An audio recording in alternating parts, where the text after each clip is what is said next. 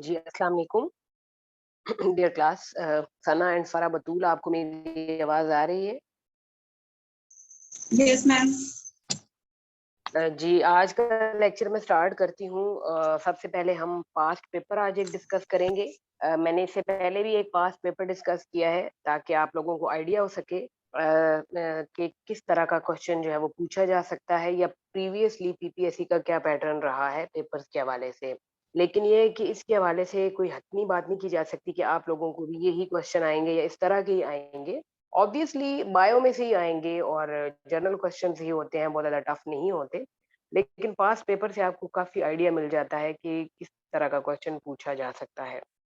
उसके बाद हम अपने चैप्टर की तरफ चलेंगे।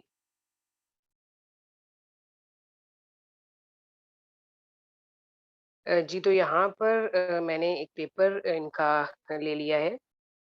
This is lecture biology male and female paper 2017। तो मैंने आपको बताया था कि 80% आपका सब्जेक्ट होता है और 20% जनरल नॉलेज होता है। तो यहाँ पर मैं आपको दोबारा बताती चलूँ कि जनरल नॉलेज को आपने किसी भी सूरत इग्नोर नहीं करना, क्योंकि वो 20 नंबर बहुत इम्पोर्टेंट है और बल्कि एक-एक नंबर जो है ना वो आपके पेपर का वो आपके लिए बहुत इम्पोर्टेंट होता है। तो कुछ लोगों का ये कहना है कि अगर सब्जेक्ट पोर्शन अच्छा हो जाए तो जीके अगर आप ना भी करें तो उससे फ़र्क नहीं पड़ता, लेकिन जीके ही गेम चेंजर है, वो आपको पास भी करवा सकता है और फेल भी करवा सकता है। तो जीके को आपने बिल्कुल भी इग्नोर नहीं करना। पीपीएससी मॉडल पेपर्स बाय इम्तियाज़ शाहिद, ये आप लोग ले लें, मेरे पास सॉफ्ट में भी है, मैं आपके साथ शेयर कर देती हूँ। अगर आप डेली उसमें से कुछ क्वेश्चन या कुछ आप उसका पैटर्न बना लें, तो आखिर पर आप अच्छे खासे जीके जो है ना उसके क्वेश्चन अटेम्प्ट करने के काबिल हो जाएँगे। तो सबसे पहले यहाँ पर जो क्वेश्चन पूछा गया, कैपिटल एक कंट्री का पूछा जाता है, अक्सर Asmara is the capital of Eritrea. अब अस्मारा एक कैपिटल है। उससे ये पूछे कि ये किस मुल्क का है, तो इस मुल्क का नाम एरिट्रिया है, तो ये देखिए थोड़ा हट के क्वेश्चन है, यानी कि इतना कॉमनली आपने इन कंट्रीज़ के नाम और इन कैपिटल्स के नाम नहीं सुने हुए होते। तो ये कैपिटल के अंदर से एक क्वेश्चन जो है वो अक्सर आया हुआ होता है। उसके बाद है great barrier reef present in Australia. Great barrier reef is basically coral reef, ये बायो की टर्म है। कोरल रीफ जो है ना ये उन स्ट्रक्चर्स को कहते हैं जो एनिमल एक्वेटिक होते हैं, जो अपने ऊपर शेल रखते हैं, जैसे मोलस्का हो गए, तो या जो है वो फोरामिनीफेरा है, एक्टिनोपोड है, इनके ऊपर शेल होता है। जब ये मरते हैं तो इनका शेल समुद्र के अंदर गिर जाता है। तो वो डेपोज़िशन की वजह से कोई आप कह लें कि some deposition of mineral like sodium carbonate, calcium carbonate, उसकी वजह से ना एक ढेरियाँ सी लग जाती हैं समुद्र के अंदर और वो सम टाइम बहुत बड़ी भी हो जाती हैं। तो उसको कोरल रीफ कहा जाता है, जो कि बड़ी इम्पोर्टेंट है एक्वेटिक फिशेज़ के लिए। वो उन उनमें यानी स्पॉनिंग की जगह उनको मिलती है, ब्रीडिंग की जगह मिलती है। तो coral reefs are very important for sea. तो ग्रेट बैरियर रीफ जो है ये सबसे बड़ा कोरल रीफ है जो ऑस्ट्रेलिया के एक समुद्र में पाया जाता है।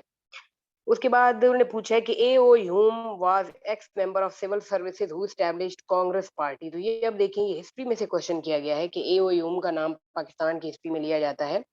ये सिविल सर्वेंट थे, तो इन्होंने क्या एस्टैब्लिश किया, तो इन्होंने कांग्रेस पार्टी एस्टैब्लिश की थी। उसके बाद ये देखिए कि उन्होंने कैरेक्टर के बारे में पूछा हुआ है कि रॉबिन विलियम कौन है? कॉमेडियन है, एक्टर है, म्यूजिशियन है, तो इस तरह के ऑप्शंस होते हैं। तो रॉबिन विलियम जो है ना कॉमेडियन है। बड़ा हट के क्वेश्चन है।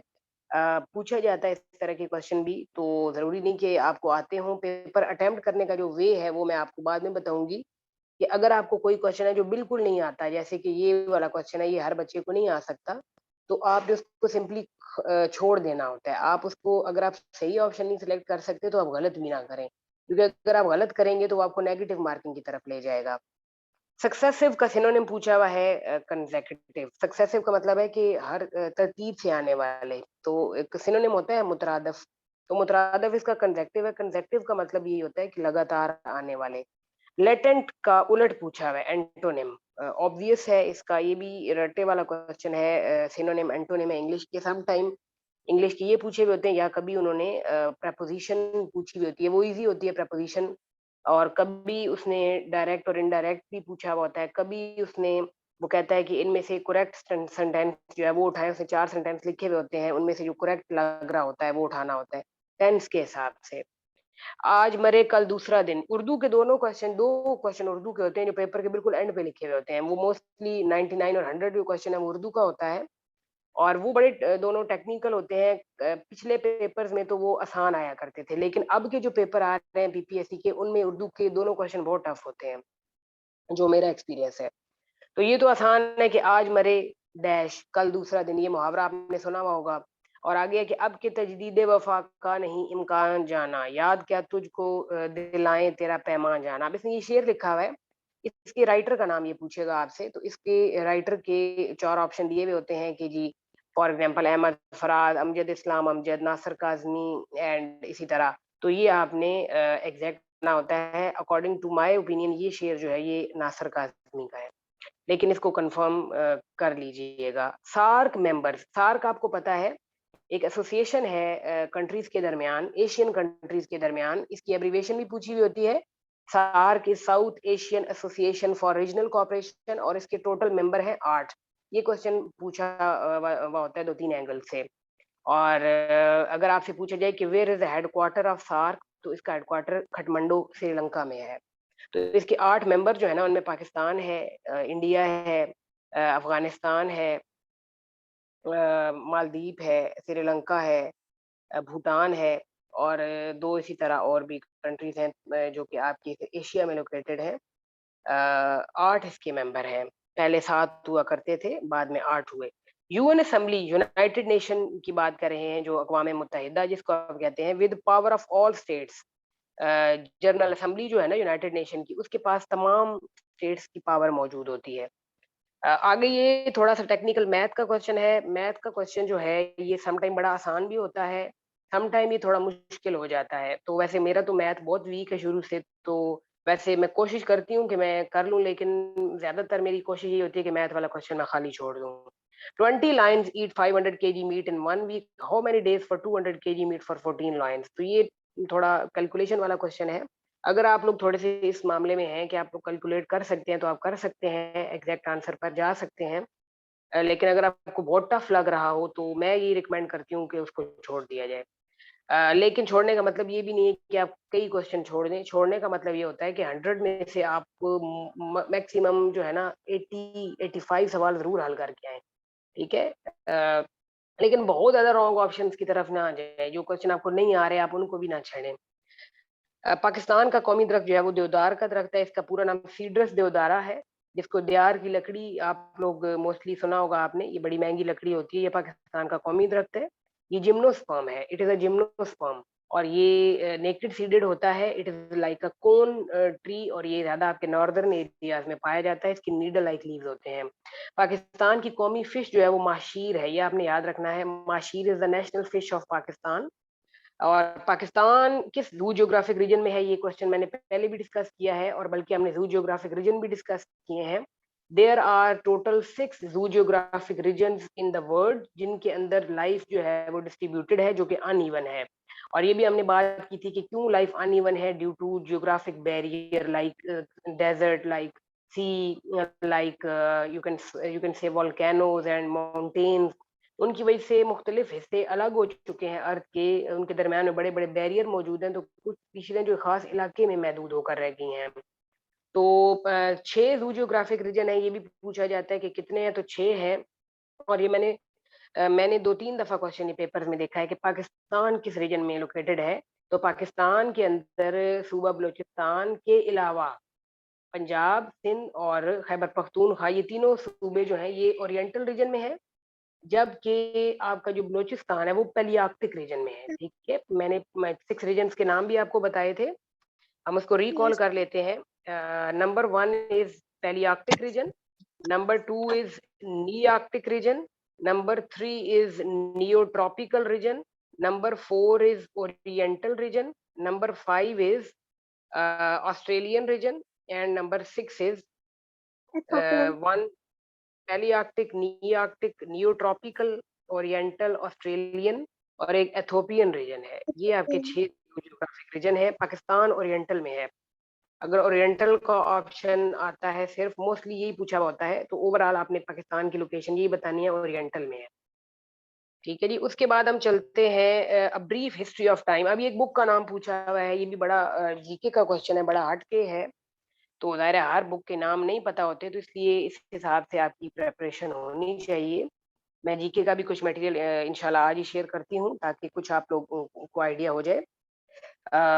ये बुक का नाम स्टीफन हॉकिंग की ये बुक है, और who forced Nazim Nizamuddin to step down. ये प्रॉपर हिस्ट्री पाकिस्तान स्टडी का क्वेश्चन है, या हिस्ट्री का क्वेश्चन है। Khawaja Nazimuddin was the second prime minister of Pakistan, तो इनको स्टेप डाउन होना पड़ा। गुलाम मोहम्मद ने इनको फोर्स किया कि वो अपनी वज़ारत छोड़ दें। तो ये प्रॉपर पाक स्टडीज़ का क्वेश्चन है। Operating system is computer in computer control. तो आपको पता है कि ऑपरेटिंग सिस्टम कंप्यूटर से रिलेटेड क्वेश्चन है। इसके के भी क्वेश्चंस होते हैं। सम टाइम उसने कोई की पूछी हुई होती है कि कॉपी पेस्ट के लिए कौन-सी की होती है, या बोल्ड के लिए कौन-सी होती है, या अंडरलाइन के लिए, या स्पेलिंग के लिए। तो ये कीज़ के बारे में आपने करना है। और ऑपरेटिंग सिस्टम समटाइम इसमें ऊपर क्वेश्चन होता है कि which one of the following is not an operating system. तो वो उसमें फिर आपको पता है Google, Yahoo, they are your systems. तो इनमें वो मतलब पिक करना होता है। तो कंप्यूटर के क्वेश्चन भी सम टाइम जो है ना वो इजी होते हैं, सम टाइम थोड़ा सा हटके होते हैं। हेडर फुटर के बारे में इसने पूछा हुआ होता है।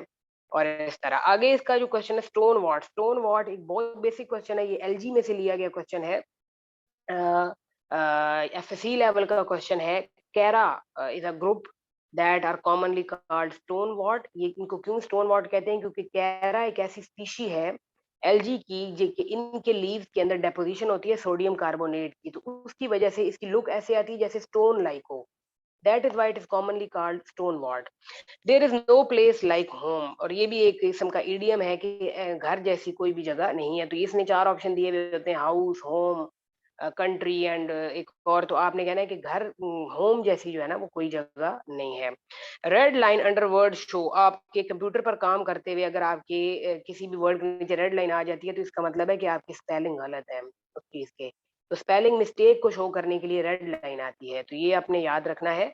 Which vitamin is produce in skin when expose to sun. अगर आपको सूरज की शुआएं लगती हैं, तो आपको उसकी वजह से कौन सा विटामिन आप बना पाएंगे? तो विटामिन डी आपको पता है। लेकिन एक बात याद रखिएगा, एक मिसकंसेप्शन ये है इसके बारे में, कहा यह जाता है कि सूरज की शुआएं आपको विटामिन डी देती हैं, लेकिन ऐसा नहीं है। सूरज की शुआएं बेसिकली जब आपकी स्किन के ऊपर फॉल करती हैं, तो आपकी स्किन विटामिन डी तैयार करती है फॉर योर बोन्स।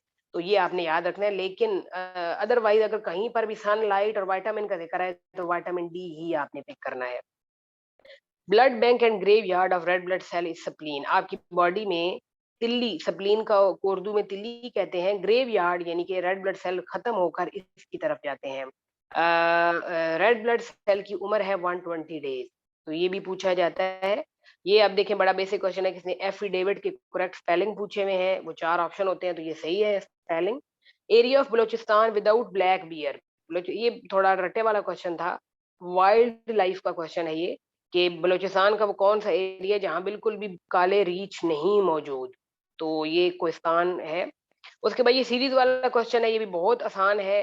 इस तरह आसान है कि ये इसकी तरतीब ये वैसे बड़ा कम पूछा हुआ होता है इस तरह का क्वेश्चन, लेकिन ऑब्वियसली चांसेस इक्वल हैं आने के। तो ये है 2, 2, 7, 14, 23, 34 और 47। अब यहाँ पर ये है कि 2 से 7 तक जब आप पहुँचे हैं ना, 3, 4, 5, 6, तो दरमियान में 4 वर्ड्स का गैप आया है। फिर 7 के बाद 7 दोबारा ऐड हुए तो 14 आया, ठीक है? 14 के बाद फिर 7 आए, तो समहाउ जो है इसमें एक एडिशन होती जा रही है एक-एक हिस्से की, तो ये थोड़ा-सा टेक्निकल है।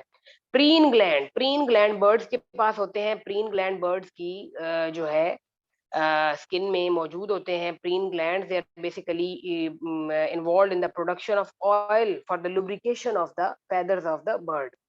कोएक्सियल ग्लैंड स्पाइडर यानी मकड़ी के पास होते हैं। ये बेसिकली इसकी जो अपेंडेजेस हैं उनके ऊपर मौजूद होते हैं। तो ये भी ऑब्वियसली आप देख रहे हैं कि ये वो क्वेश्चन है जो एनिमल डाइवर्सिटी में से आए हुए हैं। तो जब तक आपको हर फाइलम के कैरेक्टरिस्टिक फीचर नहीं पता होंगे, आप इन क्वेश्चन तक नहीं पहुंच सकते। मीन आपको पता है कि आपको Porifera, Mollusca, Cnidaria, Echinodermata, Nematoda, Annelida, Hemichordata, Chordata, इन सब के एटलीस्ट बेसिक फीचर ज़रूर पता होने चाहिए। एनिमल डाइवर्सिटी में से क्वेश्चन होते हैं पेपर में। ऑल्दो ये काफ़ी बच्चों को मुश्किल लगता है पोर्शन, लेकिन हम इसको ज़रूर पढ़ेंगे। इसमें से क्वेश्चन होते हैं। मीडियन आई, अब रेप्टाइल्स की, अब ये देखिए आईज़ को उसने कंपेयर किया हुआ है, रेप्टाइल की आई जो है ना वो मीडियन आई कहलाती है, जबकि आईज़ की डिफरेंट टाइप्स होती हैं। इससे लोअर कुछ एनिमल है जैसे इंसेक्ट हो गए, तो इनकी कंपाउंड आईज़ होती हैं, रेप्टाइल की मीडियन है। आप लोगों की जो है ना बड़ी अच्छी हाईली कॉम्प्लेक्स आई है, सिंपल आईज़ भी होती हैं। तो अब रेप्टाइल की मीडियन आई है। Pollination by birds called ornithophily, अगर परिंदे पोलन ग्रेन एक जगह से दूसरी जगह उठाकर ले जाते हैं तो उसको ऑर्निथोफाइली कहते हैं। Ornitho mean birds and phily mean pollination. इसीलिए बर्ड की स्टडी को ऑर्निथोलॉजी कहा जाता है। Absence of zoospore and perfect stage fungi, अब ये फंजाई में से क्वेश्चन है। फंजाई के बेसिकली 4 ग्रुप्स हैं, ड्यूटेरोमाइकोटा, ड्यूटेरोमाइसीड्स भी कहते हैं, Ascomycota, Basidiomycota and one left Zygomycota. तो ड्यूटेरोमाइकोटा जो है ये वो ग्रुप है फंजाई का जो सेक्सुअल रिप्रोडक्शन शो नहीं करता, उसमें स्पोर नहीं बनते। तो ये भी बड़ा टेक्निकल है। सेल साइकिल जो है ना, सेल साइकिल के ऊपर हमने शायद कल ही बात की थी। सेल साइकिल की डिफरेंट स्टेजेस होती हैं, G1, G0, S phase and G2 stage. तो ये जो सारा साइकिल है दिस इज बेसिकली इंटरफेज, जिसमें एक सेल अपनी डिवीजन मुकम्मल करने के बाद थोड़े टाइम के लिए गैप लेता है अपनी तैयारी के लिए और फिर अगली डिवीजन की तरफ जाता है। उसको सेल साइकिल कहते हैं, वो जो गैप ले रहा होता है सेल। तो वो जो गैप ले रहा होता है, ये वो जो फेजेस हैं G1, S, G2, तो उनको दरमियान में चेक करने के लिए एक एंजाइम मौजूद होता है जो चेक करता रहता है कि क्या वाकई ही सेल साइकिल ठीक तरीके से चल रहा है। तो उस एंजाइम का नाम है CDC2 काइनेज। ये पूछा गया क्वेश्चन है। Regulating enzyme of glycolysis and Krebs cycle, तो ग्लाइकोलाइसिस एक ऐसा अमल है जो साइटोप्लाज्म में होता है, इसकी लोकेशन पूछी जाती है। Glycolysis is basically the break down of glycogen. तो ये आपके साइटोप्लाज्म में होता है रिएक्शन। और क्रैब साइकिल माइटोकॉन्ड्रिया में होता है, ये भी पूछा जाता है। और Krebs cycle is a cycle that was discovered by sir Hans Krebs, तो उनके नाम पर इसको क्रैब साइकिल कहा जाता है। और इससे रिलेटेड एक और क्वेश्चन पूछा जाता है कि Krebs cycle is also called, तो it is also called citric acid cycle. Krebs cycle का दूसरा नाम सिट्रिक एसिड साइकिल भी है, इसी को कहते हैं हम। ये अभी रिसेंटली भी मैंने कहीं पर किसी पेपर में ये क्वेश्चन देखा है। उसके बाद जी हम क्वेश्चंस अगला देखते हैं, यहाँ पर आप आ जाएँ। अच्छा, ये जो क्वेश्चन था ना कि एंजाइम कौन-सा इन दोनों में काम करता है, फॉस्फोफ्रुक्टोकाइनेज, ये दोनों रिएक्शन का बड़ा इंपॉर्टेंट एंजाइम है।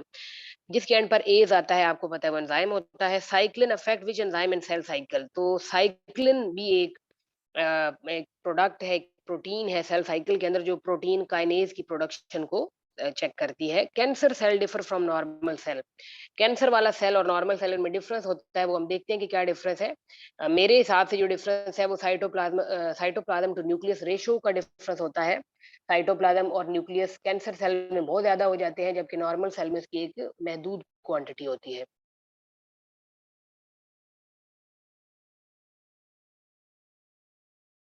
जी हम नेक्स्ट क्वेश्चन की तरफ चलते हैं।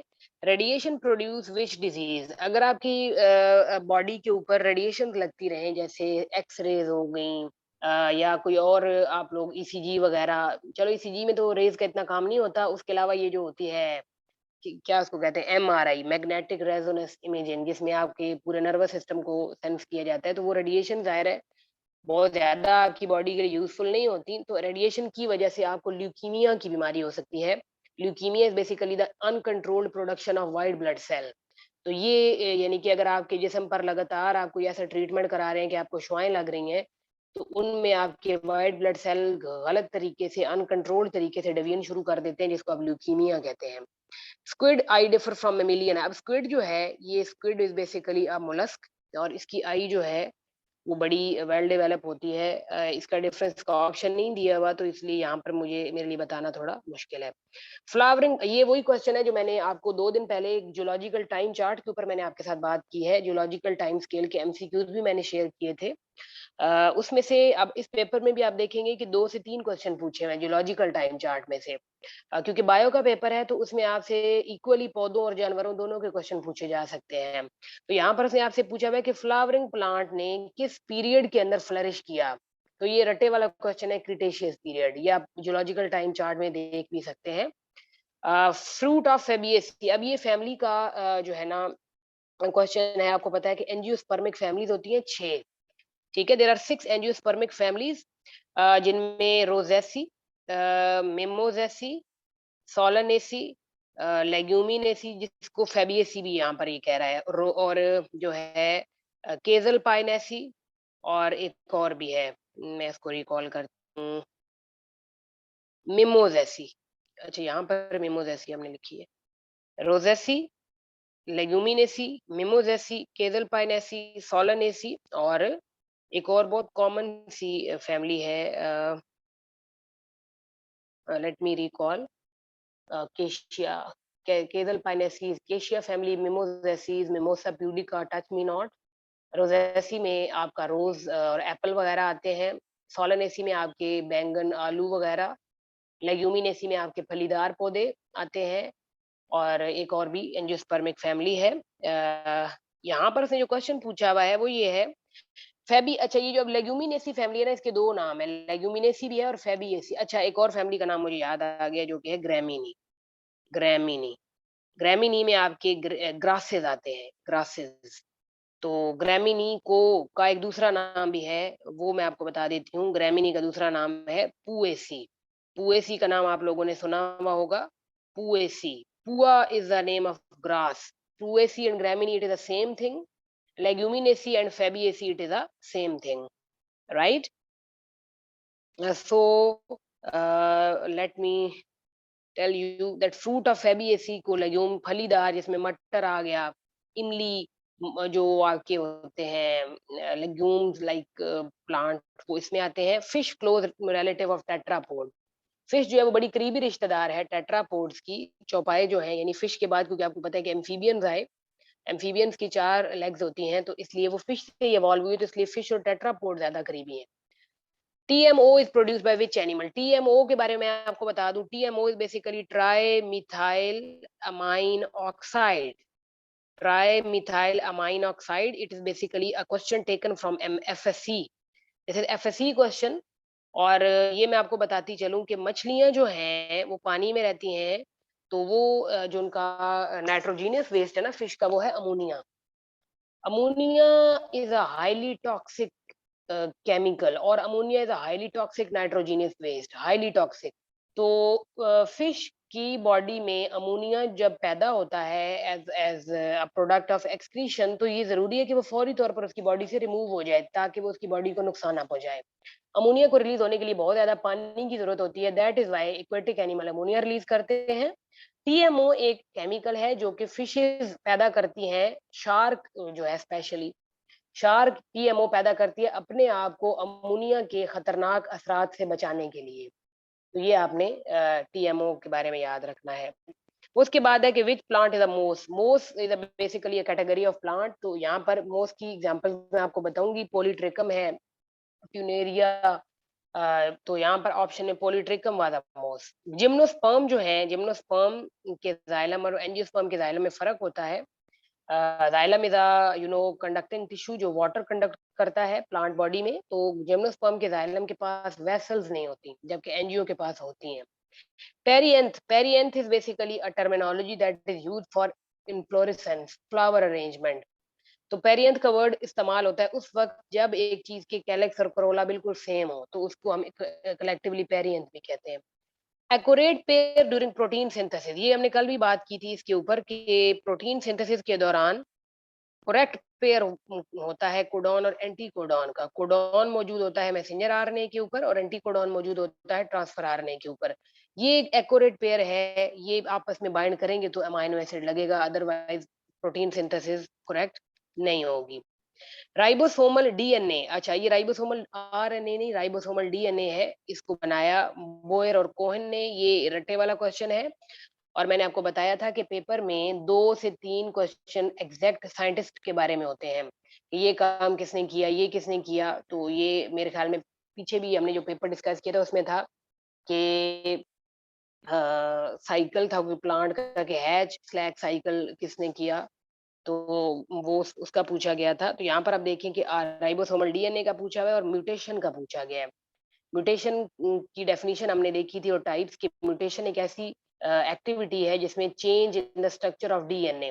तो ह्यूगो डी व्राइज इसका पूरा नाम है, ह्यूगो डी व्राइज, उसने सबसे पहले म्यूटेशन का लफ्ज़ इस्तेमाल किया था कि ये भी कोई चीज़ होती है जिसमें किसी भी गलत एनवायरमेंटल फैक्टर की वजह से या केमिकल की वजह से या कार्सिनोजेनिक चीज़ों की वजह से, केमिकल म्यूटाजन की वजह से म्यूटेशन हो सकती है, ह्यूगो डी व्राइज। सिल्वाल्की बेसिकली अ माउंटेन सिलसिला समहाउ। फेकंडिडिटी कहते हैं high in which vertebrate, fecundity होती है पैदा होने की ratio, birth rate is fecundity. तो according to me fishes are having a very high fecundity rate, क्योंकि उसने वर्टिब्रेट पूछा हुआ है। तो वर्टिब्रेट्स में फिश जो है वो एक ही दफा में बहुत सारे एग्स ले करती हैं, clusters of egg, and they produce too much individuals at the same time, so fecundity level of fishes is very high. At the end of cell cycle, cycling level decrease because of, तो ये cyclin level गिरता है at the end of cell cycle due to CDC two kinase, जिसका जिक्र हमने पहले भी किया है। सीडलेस वेस्कुलर प्लांट जो होते हैं वो टेरिडियोफाइट कहलाते हैं। ब्रायोफाइट और टेरिडियोफाइट में बेसिक डिफरेंस क्या है? ये ब्रायोफाइट आर सिंपल प्लांट, जबकि टेरिडियोफाइट जो है ये सीडलेस वेस्कुलर प्लांट है। और बायोम किसको कहते हैं? बायोम की डेफिनिशन भी बड़ी पूछी हुई होती है सम टाइम। बायोम को मैं डिफाइन कर दूं तो ये जो है अगर एक वो टर्म लिखता है, अगर उसमें वो लिखे कि regional community that is determined by it's climate, अगर वो क्लाइमेट का वर्ड यूज कर देता है तो it means it is a biome, right? Climate का वर्ड अगर वो ऊपर स्टेटमेंट में यूज करता है कि अगर एक जगह को उसके क्लाइमेट की वजह से पहचाना जाता है तो उसको आप क्या कहेंगे? तो उसको आप बायोम कहेंगे। जैसे डेजर्ट बायोम, तो डेजर्ट को हम उसके क्लाइमेट की वजह से पहचान रहे हैं। फॉरेस्ट बायोम उसके टेम्परेचर की वजह से फॉरेस्ट से कह रहे हैं हम। इक्वेटिक है, हम उसके टेम्परेचर की वजह से उसको इक्वेटिक कह रहे हैं। टेरेस्ट्रियल की वजह से कह रहे हैं। तो वो हर वो इलाका जिसको आप उसके टेम्परेचर या क्लाइमेट की वजह से पहचानते हैं वो बायोम कहलाता है। जैसे यहाँ पर उसने लिखा हुआ है टाइगा, ये बायोम्स हैं जिनका जिक्र किया गया है। I will discuss them in detail. Taiga, tundra, forest, desert. Taiga जो है ये एक बायोम है, ये सख्त बर्फानी इलाके का बायोम है, जहाँ पर साल के तकरीबन 10 महीने जब बर्फ पड़ती है तो इनका ग्रोइंग सीजन बहुत थोड़ा होता है, क्योंकि ऑब्वियसली जब टेम्परेचर ही फेवरेबल नहीं होता तो ग्रोइंग सीजन भी नहीं होता। कुछ टाइम के लिए इनमें जो है ना, थोड़े से टाइम के लिए इनमें ग्रोइंग सीजन आता है, तो उसको आप टाइगा उस बायोम को कहते हैं। Water current and sponges produce by which cell, अब ये स्पॉन्जीज का स्ट्रक्चर उसने पूछा है। स्पॉन्जीज जो है बेसिकली ये सबसे पहला जो आपका फाइलम है पोरीफेरा, उससे बिलोंग करते हैं। स्पॉन्जी के अंदर ना तो कोई ऑर्गन होता है, स्पॉन्जी के की ना तो कोई सिमेट्री होती है। स्पॉन्जी की बॉडी में कई सेल होते हैं, पिनेकोसाइट, कोएनोसाइट, अमीबोसाइट। तो मुख्तलिफ सेल्स के मुख्तलिफ काम है, इसकी बॉडी सारी सेल्स की बेस पर काम करती है। तो कोएनोसाइट ऐसे सेल हैं जिनके साथ फ्लैजेला लगे हुए होते हैं। जब ये अपने फ्लैजेला को बीट करता है कोएनोसाइट, तो पानी इसकी तरफ खिंचता चला आता है। तो वो ये कह रहा है कि वाटर करंट कैसे प्रोड्यूस होते हैं स्पॉन्जी में, तो वो कोएनोसाइट की वजह से होते हैं। पिनेकोसाइट इसकी आउटर मोस्ट लेयर के अंदर मौजूदा सेल्स हैं जो मोस्टली इसको प्रोटेक्शन देते हैं, एक तो, और दूसरा वो इसकी रिप्रोडक्शन के अंदर इन्वॉल्व होते हैं। उसके बाद ये देखें, ये भी उसका क्वेश्चन है जियोलॉजिकल टाइम चार्ट का, कि फिशेस ने किस पीरियड में डोमिनेट किया? तो डिवोनियन पीरियड में फिशेस ने डोमिनेट किया। स्टडी ऑफ इंस्टिंक्ट, अच्छा ये भी बुक का नाम है जी। स्टडी ऑफ इंस्टिंक्ट मीन जबिलत, ये आपकी वगैरह होती है, जो आपकी इनहेरिटेंस है उसका मुतालिया। ये कोई बुक का नाम है, ये लिखी है निकोलस टिम्बरगन ने। तो इसके एग्जैक्टली ऑथर का नाम आप खुद देख रहे हैं कि 2 ऑथर्स का नाम उसने पूछ लिया, 2 राइटर्स, ये 2 साइंटिस्ट का नाम उसने पूछ लिया। तो इस तरह के क्वेश्चन रट्टे वाले भी होते हैं ऑब्वियसली। कुछ क्वेश्चन, बल्कि ज़्यादातर क्वेश्चन कॉन्सेप्चुअल होते हैं, ज़्यादातर कुछ होते हैं जो आप रटालाइज़ इसको कर सकते हैं। Locomotion in flat worm and gastromusculens, अच्छा जी, फ्लैट वर्म फाइलम प्लैटिहेल्मिन्थीस से बिलॉन्ग करते हैं। और गैस्ट्रोमस्कुलन ये बात कर रहा है मोलस्क की। तो इनकी पीडल लोकोम, पीडल का मतलब है कि इनके पास कोई ऐसा फॉल्स फुट टाइप होता है जिसकी वजह से ये मूव करते हैं। Hair, nails and hoof are derivatives of keratin. आपके नाखून, आपके बाल और आप ये जो जानवरों के सींग होते हैं, हूफ या जो उनके खुर होते हैं, वो किस चीज के बने हुए होते हैं? वो आपकी केराटिन प्रोटीन के बने हुए होते हैं। Which component cannot pass through cell membrane? Cell membrane में से ज्यादातर लिपिड वाली चीजें इजीली पास नहीं करती। Cell membrane is selectively permeable. Antigen A and antigen B are not proteins in nature. What are they? ये हम इस टॉपिक पर जाएंगे तो हम इसको डिटेल से देखेंगे क्योंकि इसके ऑप्शन यहाँ नहीं दिए गए। अच्छा, ये species separated by geographical barrier, ये मैंने जियोग्राफिक रीजन की बात की है कि जी अर्थ के ऊपर कुछ चीजें डिवाइडेड होती हैं, दरमियान में बैरियर होते हैं, चाहे पहाड़ है, चाहे समुंदर है, चाहे सहरा है, तो वो जियोग्राफिक बैरियर है, समुंदर, पहाड़, सहरा। इनकी वजह से स्पीशीज अलग हो जाती हैं, कुछ एक तरफ हो जाती हैं, कुछ दूसरी तरफ। इस तरह की स्पीशीज की सेपरेशन को या ऐसी स्पीशीज को कहा जाता है एलोपैट्रिक, जिनके दरमियान में कोई जियोग्राफिक बैरियर आ जाए और बहुत बड़ी रुकावट आ जाए। Protecting and nourishing cell of nervous system are glial cell. ये बड़ा इंपॉर्टेंट क्वेश्चन है। आपके न्यूरॉन जो हैं, उनको प्रोटेक्ट करने के लिए आपके नर्वस सिस्टम में बाकायदा सेल्स होते हैं जिनको आप ग्लायल सेल भी कहते हैं, और यहाँ पर वो वर्ड न्यूरोग्लायल का भी इस्तेमाल कर सकता है, तो वो भी करेक्ट होगा, न्यूरोग्लायल। तो ये बेसिकली न्यूरॉन को प्रोटेक्ट करते हैं और उसकी हिफाजत करते हैं, उसकी नरिशमेंट यानी उसको एनर्जी प्रोवाइड करते हैं। Protection and wise use of resources, ये भी बड़ा बेसिक क्वेश्चन है। ये वाइल्ड लाइफ से रिलेटेड है क्योंकि वाइल्ड लाइफ में आपको पता है कि प्रोटेक्शन की बात की जाती है और रिसोर्सेज का मुनसिफाना इस्तेमाल उसकी बात की जाती है। तो इसको मैनेजमेंट कहते हैं। यानी घर में भी आप जो है ना रिसोर्सेज को महफूज करने की कोशिश करते हैं, जैसे बिजली बचाएं और पानी ज़ाया ना करें, तो इसको मैनेजमेंट कहते हैं। मैनेजमेंट के तहत आप इन चीज़ों को बचा सकते हैं। Cell divide but remain attached to give rise multicellularity. अच्छा जी, ये हाइपोथेसिस है, 2 हाइपोथेसिस होती हैं सेल की डिवीजन के ऊपर। ये कॉलोनियल हाइपोथेसिस है जिसमें ये कहते हैं कि सेल बहुत सारे डिवाइड करते हैं और एक दूसरे के साथ जुड़ते चले जाते हैं, तो मल्टीसेलुलर जानदार जो है वो जन्म लेते हैं। मिल्क रिलीजिंग हार्मोन, अच्छा हार्मोन का जिक्र क्यों किया है, तो हार्मोन जो आपके अंदर मिल्क प्रोडक्शन के अंदर इन्वॉल्व है, ये बर्थ के प्रोसेस में से क्वेश्चन है, बर्थ रिप्रोडक्शन में से क्वेश्चन है। तो प्रोलैक्टिन हार्मोन है जो मिल्क प्रोडक्शन को एनहांस करता है, प्रोलैक्टिन फीमेल के अंदर। Red data book is basically related to wildlife. अब देख लें कि वाइल्ड लाइफ में से 3 से 4 क्वेश्चन पूछे गए हैं। जो पीछे ब्लैक बक वाला था, ये रिसोर्सेज वाला था, उसके अलावा जो है ये हाँ, red data book basically wild life वाले इस्तेमाल करते हैं और इसमें उन स्पीशीज के बारे में लिखा जाता है जो एंडेंजर्ड है, यानी जो खतरे में है, जो जिनका जो है ना वजूद खतरे में आ चुका है ड्यू टू सम रीजंस। और मैंने एक और बात की थी इससे पहले कि अगर आपसे पूछा जाए कि which one of the following is the main cause of the destruction of species, तो आप कहेंगे हैबिटेट डिस्ट्रक्शन। हैबिटेट तबाह होने की वजह से स्पीशीज एंडेंजर्ड भी हो रही हैं और एक्सटिंक्ट भी हो रही हैं। रेड डाटा बुक के बारे में याद रखिएगा। Underground compact short and with conical disc stem, तो आपको पता है कि कुछ स्टेम्स होती हैं पौधों की जो जमीन के अंदर होती हैं, कोन की तरह होती हैं, शॉर्ट होती हैं, कॉम्पैक्ट होती हैं, एक जगह पर इकट्ठी हुई हुई होती हैं, डिस्क लाइक, उसको कॉर्म कहते हैं। ये स्टेम की टाइप्स हैं। इसमें बल्ब भी आते हैं, जैसे प्याज जो है वो एक बल्ब है। कॉर्म की एग्जांपल है जिंजर, जो आपका अदरक है ना, ये जमीन में इस तरह पड़ा हुआ होता है जैसे कॉम्पैक्ट शॉर्ट, और ऐसे जो है ना अंडरग्राउंड, तो इसको कॉर्म स्टेम कहते हैं। Water vascular system of starfish do not function.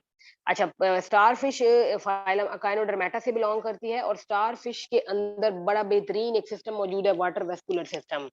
इसकी बॉडी के काफी सारे काम ये सिस्टम कर रहा है, जैसे खुराक को इकट्ठा करके ले आना, एक्सक्रीशन करवाना, और उसके अलावा गैसियस एक्सचेंज करवाना। लेकिन एक काम वो नहीं करता, यानी गैमीट को स्टोर वो नहीं करता। तो उसने आपसे ये पूछा है कि डू नॉट फंक्शन,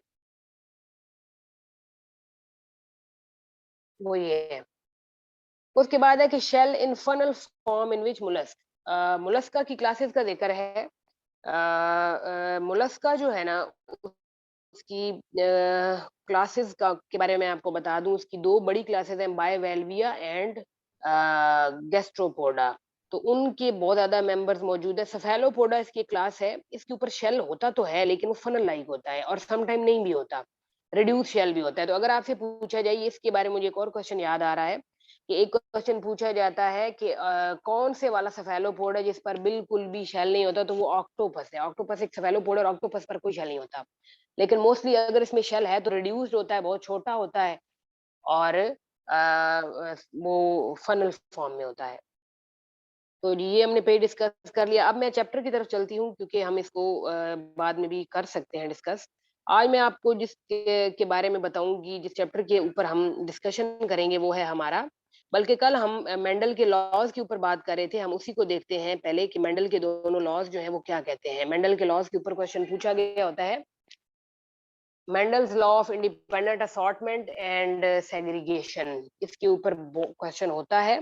तो ये फर्स्ट ऑफ ऑल हम देख लेते हैं, यहाँ पर लिखा हुआ है कि मैंने कल आपको बताया था कि क्लासिकल जेनेटिक्स की बुनियाद जो है वो मेंडल ने रखी। Gregor John Mendel is known as the father of genetics.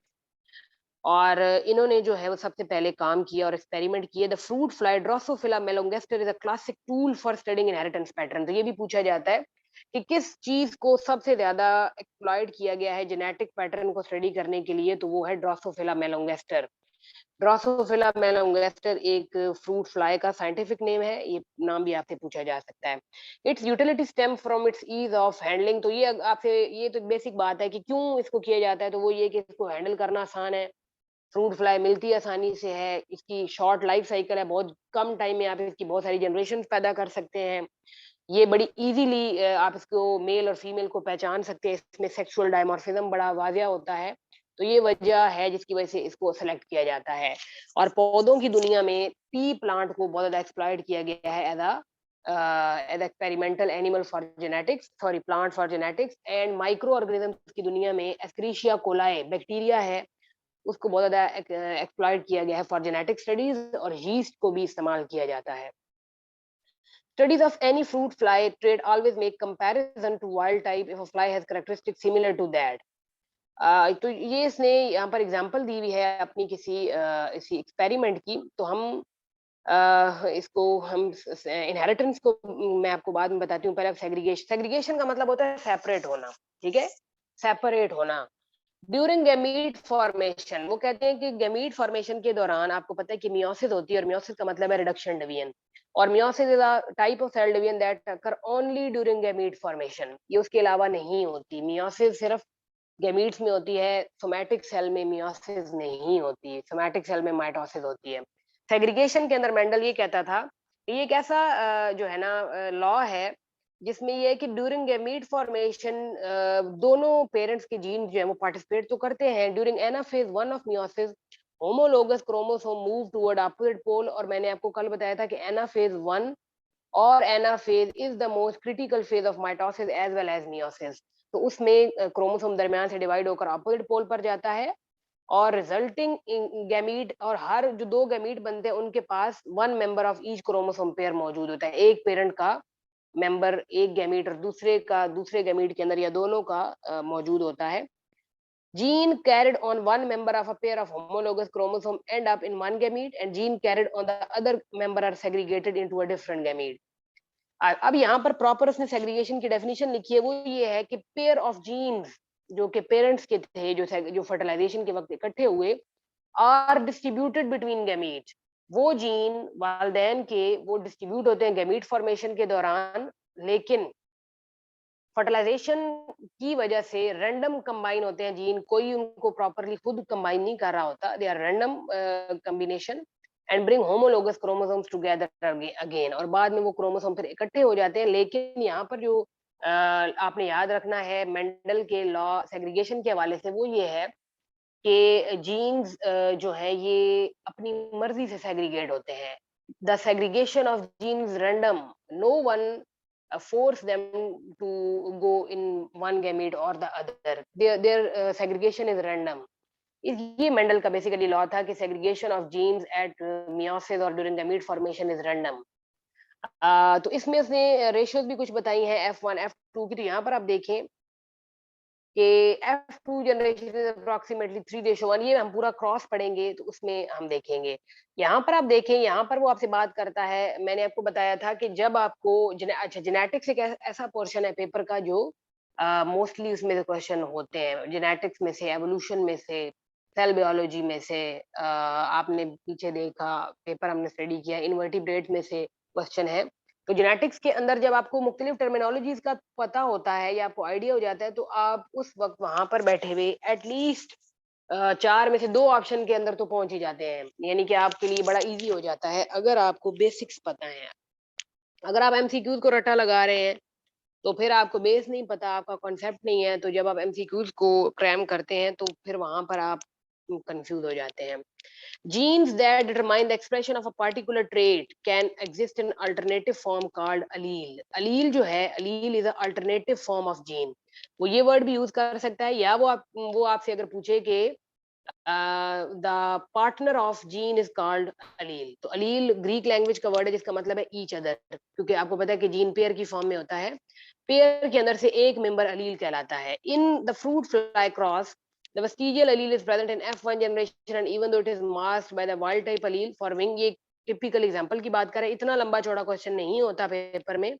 Paper में बड़ा बेसिक सा क्वेश्चन पूछा हुआ होता है आपसे, तो आप बहुत ज्यादा एग्जांपल और एक्सपेरिमेंट्स में जाएंगे तो वो आपको कंफ्यूज करेंगी, लेकिन आपको मेंडल के लॉज की डाई हाइब्रिड और मोनो हाइब्रिड क्रॉस की फिनोटिपिक और जीनोटिपिक रेशो के बारे में जरूर पता होना चाहिए। ये क्वेश्चन उसने पूछा हुआ होता है। तो डोमिनेंट के बारे में पता होना चाहिए। डोमिनेंट अलील वो होता है जो किसी दूसरे अलील के इफेक्ट को दबा दे, hide the expression of another. जो अलील दूसरे के इंप्रेशन को हाइड कर दे वो डोमिनेंट कहलाता है, और वो जिसका एक्सप्रेशन हाइड हो जाए वो रिसेसिव होता है। और recessive allele are those whose expression can be masked. In the fruit fly example, the wild type allele is dominant because it can mask the expression of the vestigial allele, which is therefore recessive. तो fruit fly के basically जो experiment किया गया था ये इसके आई colour के ऊपर किया गया था, क्योंकि इसमें व्हाइट और रेड दो आईज के कलर देखे गए, तो बहुत कम ड्रोसोफिला थी जिनकी आंखें व्हाइट थी, बहुत ज्यादा थी जो रेड थी। तो रेड कलर वाला अलील डोमिनेट कर रहा था और व्हाइट वाला वेस्टिजियल था वो मास्क हो रहा था। तो ये उसके अलावा ये जो डायग्राम आपके सामने ये दोनों बनी हुई है ना, ये मैं आपको दिखा रही हूँ कि अगर मियोसिस में गलती हो जाए या अगर क्रोमोसोम की डिस्ट्रीब्यूशन में गलती हो जाए, तो आगे जाकर क्या हो सकता है। तो ये आप देख रहे हैं कि ये एक सेल है, ये गैमीट है, उसमें दोनों क्रोमोसोम मौजूद है, एक्स और वाई। इसमें इट मीन कि ये किसी मेल का है, एक्स और वाई अगर दो हैं। अगर मियोसिस का मतलब होता है रिडक्शन डिवीजन। अब यहाँ पर रिडक्शन हो रही है, 1 से 2 बन रहे हैं। अब आप देखें गलती क्या हुई है कि इधर भी एक को आना चाहिए था ना, लेकिन इधर कुछ भी नहीं आया और दोनों इधर चले गए। अब ये वाला तो बिल्कुल वेस्ट हो गया, और जब ये आगे मज़ीद डिवाइड करेगा तो ये भी दोनों गलत किस्म के गैमीट बने हैं। और ये वाले जो है ना, ये भी गलत ही हैं, क्योंकि इनमें इज़ाफ़ी चीज़ें मौजूद हैं जो कि नहीं होनी चाहिए। तो ये चारों गैमीट एक किस्म के जो है ना वो नॉन डिसजंक्शन, इसको कहते हैं क्रोमोसोमल नॉन डिसजंक्शन, यानी कि distribution is not equal from here. तो ये आगे जाकर कई बीमारियों को जन्म देता है, अगर ये गैमीट गलती से किसी को फर्टिलाइज़ कर दें तो। यहाँ पर भी क्रोमोसोमल उसने आपको नॉन डिसजंक्शन दिखाई हुई है, ये भी एक किस्म की है, ये मैं आपको बताती हूँ किस तरह। यहाँ पर एक्स भी है और वाई भी है। जब यहाँ डब्ल्यू ये ठीक आया है, अब एक इधर आ गया और एक इधर आ गया। लेकिन जब इससे ये भी सही है, अब ये भी इधर डिवाइड हुआ, हाफ इधर आ गया, हाफ इधर, लेकिन गलती इधर हो गई है, ये पूरे का पूरा इधर आ गया, ये पूरा खाली रह गया है। तो ये अगर फिर एग जाकर अगर किसी स्पर्म के साथ फर्टिलाइज हो गया, तो इसके नतीजे में बनने वाला जो इंडिविजुअल होगा वो बिल्कुल अबनॉर्मल होगा, और सम टाइम वो बनेगा भी नहीं, वो अबॉर्ट हो जाएगा। तो इसको कहते हैं क्रोमोसोमल नॉन डिसजंक्शन। उसके बाद हम अपनी नेक्स्ट फोटो की तरफ चलते हैं। और ये जी चैप्टर है evolution and gene frequencies. Evolution के ऊपर हमने बड़ी डिटेल से बात की है इससे पहले। एवोल्यूशन के अंदर से भी क्वेश्चन पूछे हुए होते हैं, क्योंकि ये मैंने पहले आपको बताया और हमने इसके एमसीक्यूज भी डिस्कस किए थे। लेकिन पॉपुलेशन के अंदर जीन के आने की कितनी फ्रीक्वेंसी है, जीन के लूज होने की कितनी फ्रीक्वेंसी है, वो हम इसमें देखना चाहेंगे, और इसमें कौन सी टर्म्स इस्तेमाल की हुई हैं वो हम देखेंगे। तो यहाँ पर आप सिंपली देखेंगे इसने पॉपुलेशन की डेफिनेशन लिखी, जो है वो आई हुई होती है पॉपुलेशन की डेफिनेशन। तो अगर आप यहाँ पर देखें तो उसने कहा कि sharing individuals of the same species that occupy a given area at the same time and share a unique set of genes is called population. Population की डेफिनेशन में एक बात जरूर याद रखिएगा कि इसमें वो इस्तेमाल करेगा कि सेम स्पीशी के इंडिविजुअल एक ही वक्त में एट द सेम टाइम एक ही एरिया में, उसको पॉपुलेशन कहते हैं। ठीक है, the individual of the same species occupying the given area at the same time, this is called population. उसके बाद जीन पूल के बारे में पूछा हुआ होता है, जीन पूल के बारे में आपको पता होना चाहिए। यहाँ पर जीन पूल की डेफिनेशन है वो ये है कि the frequency of an allele in a population is abundance of that particular allele in relation to the sum of allele at that locus. But another way to express the same idea that organic evolution is a change, evolution को आपको पता है कि कहते हैं कि change in the total genetic makeup of a population. अगर एक पॉपुलेशन का पूरा जेनेटिक मेकअप ही तब्दील हो जाए तो उसको ऑर्गेनिक एवोल्यूशन कहते हैं। लेकिन एक बात आपने याद रखनी है कि एक पॉपुलेशन की यहाँ पर बात हो रही है, तो मैंने आपको जीन पूल का कॉन्सेप्ट देना है। जीन पूल कहते हैं पहली बात कि जीन पूल का लफ्ज जो है वो पॉपुलेशन के लिए ही इस्तेमाल होता है, ठीक है? पॉपुलेशन मीन अगर एक ही स्पीशी के, जैसे इंसानों की आप बात लगा लें, आपकी क्लास में इस वक़्त जो है मुझे 6 लोग सुन रहे हैं, तो this is a human, you can से this is a biology class population 1, 2, 3, 4, 5, 6। आप सबका जो जेनेटिक मेकअप है, वो जीन पूल कहलाएगा, राइट? और अगर गलती से या नेट खराब हो जाने की वजह से यहाँ से 2 मेंबर निकल जाते हैं, तो इसका मतलब है कि इस पॉपुलेशन का जीन पूल डिस्टर्ब हो गया है। समझ आ गई है? या अगर ऐसा होता है कि यहाँ पर 2, ये तो ऑलरेडी 6 थे हमारे, 2 लोग और ऐड हो जाते हैं, तो इससे भी हमारी जीन पूल डिफर हो जाएगा पहले से। अगर आप इसको एनिमल्स के ऊपर अप्लाई करें, तो अगर एक जगह पर 6 एनिमल हैं, तो 6 में से अगर 2 माइग्रेट कर जाते हैं, तो पीछे चेंज हो जाएगा। या अगर 2 बाहर से अंदर आ जाते हैं, तो भी चेंज हो जाएगा। या अगर किसी बीमारी की वजह से 2 मर जाते हैं, 3 मर जाते हैं, तो भी जीन पूल चेंज हो जाएगा। या अगर वो एक इनमें से मेंबर ऐसा है जो रिप्रोडक्शन नहीं कर पा रहा, मिसाल के तौर पर ये, तो इसके तो जीन्स आगे शिफ्ट ही नहीं हो रहे, तो ये भी जीन पूल डिस्टर्ब हो जाएगा। तो ये जीन पूल का कॉन्सेप्ट है। जीन पूल का वर्ड बेसिकली पॉपुलेशन के लिए इस्तेमाल होता है। The overall genetic makeup of a population is called gene pool. लेकिन अगर वो आपसे पूछे the overall genetic makeup of individual, अगर सिर्फ एक इंसान या एक जानवर की बात हो, इंडिविजुअल का जिक्र हो, तो उसके ओवरऑल जेनेटिक मेकअप को जीनोम कहते हैं। क्या कहते हैं? जीनोम। ये कॉन्सेप्ट आपने याद रखना है। Genome is for individual and gene pool is for population, right? उसके बाद अलील का आपको पता चला। आपको लोकस का पता होना चाहिए। लोकस कहते हैं the position of a gene on chromosome. If this is a chromosome, right? तो क्रोमोसोम के ऊपर मौजूदा जीन जो है ना, वो हमेशा पेयर की फॉर्म में होते हैं। एक पेयर इधर हो गया और एक इधर हो गया, एक इधर हो गया और एक इधर हो गया, एक इधर हो गया और एक इधर। ये जो पोजीशन है ना अलील की, this is called locus. The position of a allele और gene on the chromosome is called locus. इस जगह को मैंने आपको बताया था सेंट्रोमेयर कहते हैं। और इस जगह पर एक प्रोटीन मौजूद होता है जिसको आप काइनेटोकोर प्रोटीन कहते हैं। और इस जगह पर ना सिर्फ काइनेटोकोर प्रोटीन बल्कि न्यूक्लियोटाइड भी होते हैं, और वो होते हैं 220 nucleotides are found in the centromere. This is called centromere. और इसके बारे में मैंने एक और भी वर्ड आपके लिए यूज किया था कि सेंट्रोमेयर को प्राइमरी कॉन्स्ट्रिक्शन भी कहते हैं। Primary constriction, centromere, right? और ये दोनों जो है ये सिस्टर क्रोमेटिड्स हैं। ओके जी, हम नेक्स्ट पेज की तरफ चलते हैं कि उस पेज ने क्या बताया हुआ है।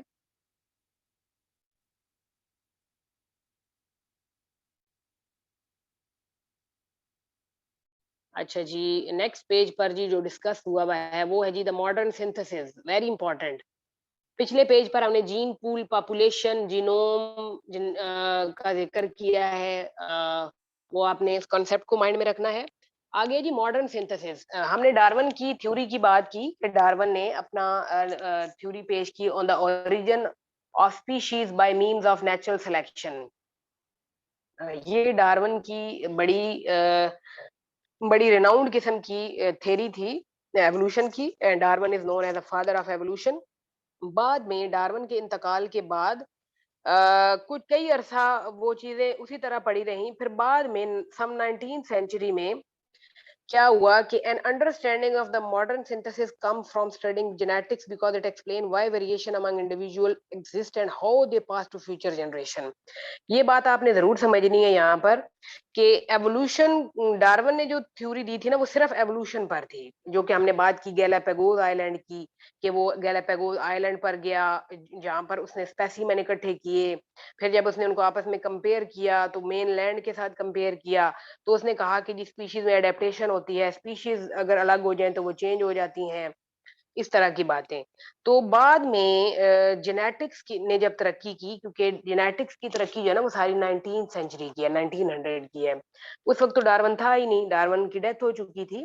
तो बाद में कुछ और साइंटिस्ट ने फिर डार्विन की थ्योरी, यानी कि theory of evolution that is natural selection, और जेनेटिक्स, मेंडल ने जब अपने एक्सपेरिमेंट किए ना, ये सेग्रीगेशन और इंडिपेंडेंट असॉर्टमेंट, ये इनको इसको क्लासिकल जेनेटिक्स कहते हैं। इन दोनों लॉज के बाद कुछ साइंटिस्ट ने एवोल्यूशन को जेनेटिक्स के साथ मिक्स अप कर दिया, जो कहते हैं ना कि कम फ्रॉम स्टडिंग जेनेटिक्स। तो क्यों? क्योंकि जेनेटिक्स ने फिर बाद में आकर बताया कि स्पीशीज में वेरिएशंस कैसे आती हैं। बाद में ये पता चला कि जी जीन्स और अलील इंडिपेंडेंटली असॉर्ट करते हैं गैमीट फॉर्मेशन में, और सेग्रीगेट भी अपनी मर्जी से होते हैं। तो जेनेटिक्स ने जब तरक्की की तो फिर उसको मिक्स कर दिया गया दोनों थेरीज को, और mixing of the both theories is called modern synthesis. ये जो यहाँ पर लिखा हुआ है ना मॉडर्न सिंथेसिस, ये मॉडर्न सिंथेसिस इसको इसलिए कहते हैं क्योंकि इसको खुद बनाया गया है। और एक और भी इसका नाम है, इसका दूसरा नाम नियो डार्विनिज्म भी है। नियो डार्विनिज्म, इसका नाम भी आपने सुना हुआ होगा। तो modern synthesis is also called neo Darwinism, जिसमें पॉपुलेशन जेनेटिक्स और एवोल्यूशन दोनों को, और टेक्सोनोमी को, और मॉलिक्यूलर जेनेटिक्स को, पैलेंटोलॉजी को, काफी सारे कॉन्सेप्ट को आपस में मिक्स कर दिया गया था। तो उसको नियो डार्विनिज्म या मॉडर्न सिंथेसिस कहते हैं। तो इसमें वो जिक्र कर रहा है जी मेंडल का। मैं यहाँ पर आपको दिखाती हूँ कि जी मेंडल ने, वो कहते हैं कि Gregor John Mendel describe remarkable variation crossing over. आपको पता है कि मियोसिस हुई तो पता चला कि जी क्रॉसिंग ओवर भी होती है, अलील मल्टीपल भी हो सकते हैं, म्यूटेशंस भी हो सकती हैं। तो जेनेटिक्स ने काफी तरक्की कर ली, that result in no two individual except identical twins are genetically identical. और बाद में पता चला कि आप लोग जो हैं कोई भी आपस में सेम नहीं है, हम सब लोग यूनिक है सिवाय आइडेंटिकल ट्विन्स के। आइडेंटिकल ट्विन्स जो दो बहन बहन भाई तो नहीं, वो भाई होंगे, सेम जेंडर्स होते हैं मोस्टली आइडेंटिकल ट्विन, या दो बहनें होंगी तो वो एग्जैक्टली सिमिलर होता है उनका जेनेटिक मेकअप। लेकिन आप लोगों का, मेरा, वी आर यूनिक। तो chance combination of gene are likely to result. तो आपको पता है कि जब गैमीट फॉर्मेशन होती है तो उसमें टोटली क्रॉसिंग ओवर वेरिएशन आ रही है, जिसकी वजह से इंडिविजुअल बेटर सरवाइव करने के काबिल है वेरिएशन की वजह से, और वो ज्यादा अच्छा रिप्रोड्यूस कर सकते हैं। तो यहाँ पर हम आगे चलते हैं हार्डी वेनबर्ग थ्योरम की तरफ, the very important part of biology.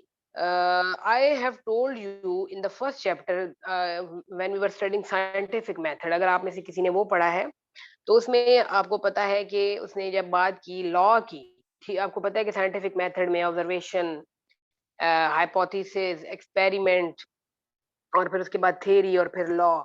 तो लॉ की जब बात आई तो लॉ एक कांस्टेंट फैक्ट ऑफ नेचर होता है, लॉ को तब्दील करना मुमकिन नहीं है। बायो के अंदर लॉज बहुत कम है। Why? Because bio is a changing science. Bio जानदारों का मुताला है, तो जानदार तो हर आने वाले वक्त के साथ तब्दील हो रहे हैं, तो इसलिए बायो में लॉज बहुत कम है। There are only 3 laws in biology. Mendel के दोनों लॉज हो गए, और तीसरा लॉ हार्डी वेनबर्ग लॉ है जो मैंने आपके सामने रखा हुआ है, इसको हार्डी वेनबर्ग थ्योरम भी कहते हैं। ये हार्डी और वेनबर्ग दो डिफरेंट साइंटिस्ट थे, इन्होंने अलग अलग काम किया था पॉपुलेशन जेनेटिक्स के ऊपर। तो पेपर में क्वेश्चन इस तरह भी पूछा जाता है कि Hardy Weinberg theorem is for what. तो आप कहेंगे, वो आपको दे सकता है फॉर मॉलिक्यूल, या फॉर एवोल्यूशन, या for you can say for taxonomy. तो आपने कहना है कि हार्डी वेनबर्ग थ्योरम बनाया गया था पॉपुलेशन जेनेटिक्स के ऊपर। जो हमने पीछे बात की है ना जीन पूल की, अलील की, या माइग्रेशन, या रैंडम नॉन रैंडम मेटिंग, इन ब्रीडिंग, जेनेटिक ड्रिफ्ट, इनको कहते हैं पॉपुलेशन जेनेटिक्स। ये वो इवेंट है जो पॉपुलेशन के अंदर हो रहे होते हैं, इनके अंदर ये थ्योरम एप्लीकेबल है। ये स्टेट करता है 1908 में इसको पेश किए गए, ये डेट भी कभी-कभी पूछी हुई होती है, ना सिर्फ इसकी बल्कि और भी की एक्सपेरिमेंट्स की डेट पूछी हुई होती है, जैसे जो है क्रोमोसोमल थ्योरी ऑफ इनहेरिटेंस के बारे में मुझसे किसी पेपर में पूछा गया कि ये कब पेश की गई। क्रोमोसोमल थ्योरी ऑफ इनहेरिटेंस जब 2 दफ़ा मुख्तलिफ साइंसदानों ने पेश की थी, तो उसमें उसने एक की डेट पूछी हुई थी। तो डेट वाला क्वेश्चन क्योंकि आपको पता है एग्ज़ैक्ट रट्टे वाला है। 1908 में हार्डी वेनबर्ग ने ये थ्योरी, इंग्लिश मैथमेटिशियन था ये, हार्डी अलग था और जर्मन फिजिशियन विल्हेम वेनबर्ग अलग था। Independently derived a mathematical model describing what happened to the frequency of allele in a population over time. इन्होंने मैथमेटिकली इस बात को साबित किया कि वक्त के साथ-साथ एक पॉपुलेशन के अंदर अलील की फ्रीक्वेंसी कैसे तब्दील होती है। It is on the population genetics. Their combined idea became known as the Hardy-Weinberg theorem. It states, अब इसकी डेफिनेशन वो बता रहा है, अगर वो आपसे पेपर में ऊपर डेफिनेशन लिख के नीचे वो आपको कहे बताएं ये कौन सी वाली थ्योरी है, या थ्योरी तो ये नहीं है, कौन सा लॉ है, ये कौन सा थ्योरम है, तो आप कहेंगे हार्ड। इसमें बेसिकली इसने ये कहा था कि it state that mixing of allele at meiosis and their subsequent recombination do not alter the frequency of the allele in the future generation if certain assumptions are met. State another way, if certain assumptions are met, evolution will not occur because the allelic frequency will not change from generation to generation, even though the specific mix of allele in the individual may vary. अच्छा, अब इसका मतलब क्या है? अगर मैं simple अल्फाज में आपको बताऊं तो हार्डी वेनबर्ग थ्योरम स्टेट करता है कि the frequency of allele does not change until unless, या आप कह सकते हैं कि the frequency of allele remains constant generation after generation unless acted upon by some external factor. Sexual reproduction or meiosis do not affect the frequency of allele. अब इसका मतलब ये है कि हार्डी वेनबर्ग कहते थे कि एक पॉपुलेशन में अलील की फ्रीक्वेंसी उस वक्त तक तब्दील नहीं होती जब तक कि उसके ऊपर कोई एनवायरमेंटल फैक्टर असरअंदाज ना हो जाए, या कोई चीज उसको खुद आकर खराब ना कर दे। उन फैक्टर्स का भी मैं जिक्र करूंगी कि कौन से वो फैक्टर हैं जो अलील की फ्रीक्वेंसी को खराब कर सकते हैं। सेक्सुअल रिप्रोडक्शन जो है वो अलील की फ्रीक्वेंसी को खराब नहीं करती। आपको पता है कि सेक्सुअल रिप्रोडक्शन का मकसद ही क्या है कि जनरेशन आफ्टर जनरेशन एंश्योर करना इक्वल नंबर ऑफ क्रोमोसोम को। तो सेक्सुअल रिप्रोडक्शन एक यूजफुल काम है, वो अलील की फ्रीक्वेंसी को चेंज नहीं करता, लेकिन कुछ और फैक्टर हैं जो करते हैं। तो हार्डी वेनबर्ग कहता था कि जनरेशन आफ्टर जनरेशन अलील की फ्रीक्वेंसी चेंज नहीं होती उस वक्त तक जब तक कि उस पर कोई बैरूनी फैक्टर असरअंदाज ना हो जाए। The assumptions of Hardy-Weinberg theorem are following. Hardy Weinberg कहता था कि the population size must be large, large size ensure that gene frequency will not change by chance alone. वो कहता है कि पॉपुलेशन बहुत बड़ी होनी चाहिए, जब पॉपुलेशन बड़ी होगी तो फ्रीक्वेंसी जीन की इतनी तेजी से बाय चांस भी चेंज नहीं होगी। Mating with in the population must be random, और वो कहता था कि अगर एक पॉपुलेशन के मेंबर आपस में मेट कर रहे हैं तो वो रैंडम होनी चाहिए ताकि every individual have equal chance of mating with any other individual in the population. If this condition is not fulfilled, अगर वो कहते हैं कि अगर फर्टिलाइजेशन रैंडम ना हुई तो इंडिविजुअल जो है are more likely to reproduce than other and natural selection में अकर। उसके बाद कहते हैं कि इंडिविजुअल कैन नॉट माइग्रेट इनटू और आउट ऑफ द पॉपुलेशन। उसके बाद हार्डी वेनबर्ग कहते थे कि एक पॉपुलेशन के अंदर मेंबर्स को माइग्रेट नहीं करना चाहिए, ना तो वहां से निकलना चाहिए, निकलने को कहते हैं एमिग्रेशन, EMMI, और अंदर आने को कहते हैं इमिग्रेशन, IMMI। तो वो कहते हैं ये दोनों काम नहीं होने चाहिए, अगर ये दोनों काम होंगे तो दोनों की वजह से फ्रीक्वेंसी चेंज होगी। माइग्रेशन में introduce new genes into the gene pool और ऐड और delete copies of existing gene. Migration की वजह से या तो कुछ यूजफुल जीन्स आया हो सकते हैं या कुछ और जीन ऐड हो सकते हैं, तो इसकी वजह से जेनेटिक्स या फ्रीक्वेंसी ऑफ अलील चेंज हो जाएगी। म्यूटेशन मस्ट नॉट अकर, और म्यूटेशन भी नहीं होनी चाहिए। अच्छा, म्यूटेशन के बारे में आपको यहाँ पर एक बात बता दूं। एक एमसीक्यू पूछा जाता है, ultimate source of all changes, तमाम चेंजेस का एक वाहिद सोर्स क्या है? Ultimate source of all changes, it is mutation. तमाम चेंजेस की वाहिद जो जरिया है वो म्यूटेशन है। यानी कि म्यूटेशन एक ऐसा ऐसा फैक्टर है जो चेंज कर सकता है किसी भी जीन की पॉपुलेशन को, किसी भी अलील की फ्रीक्वेंसी को, क्योंकि आपको पता है कि म्यूटेशन का मतलब ही क्या है, change in the structure of DNA.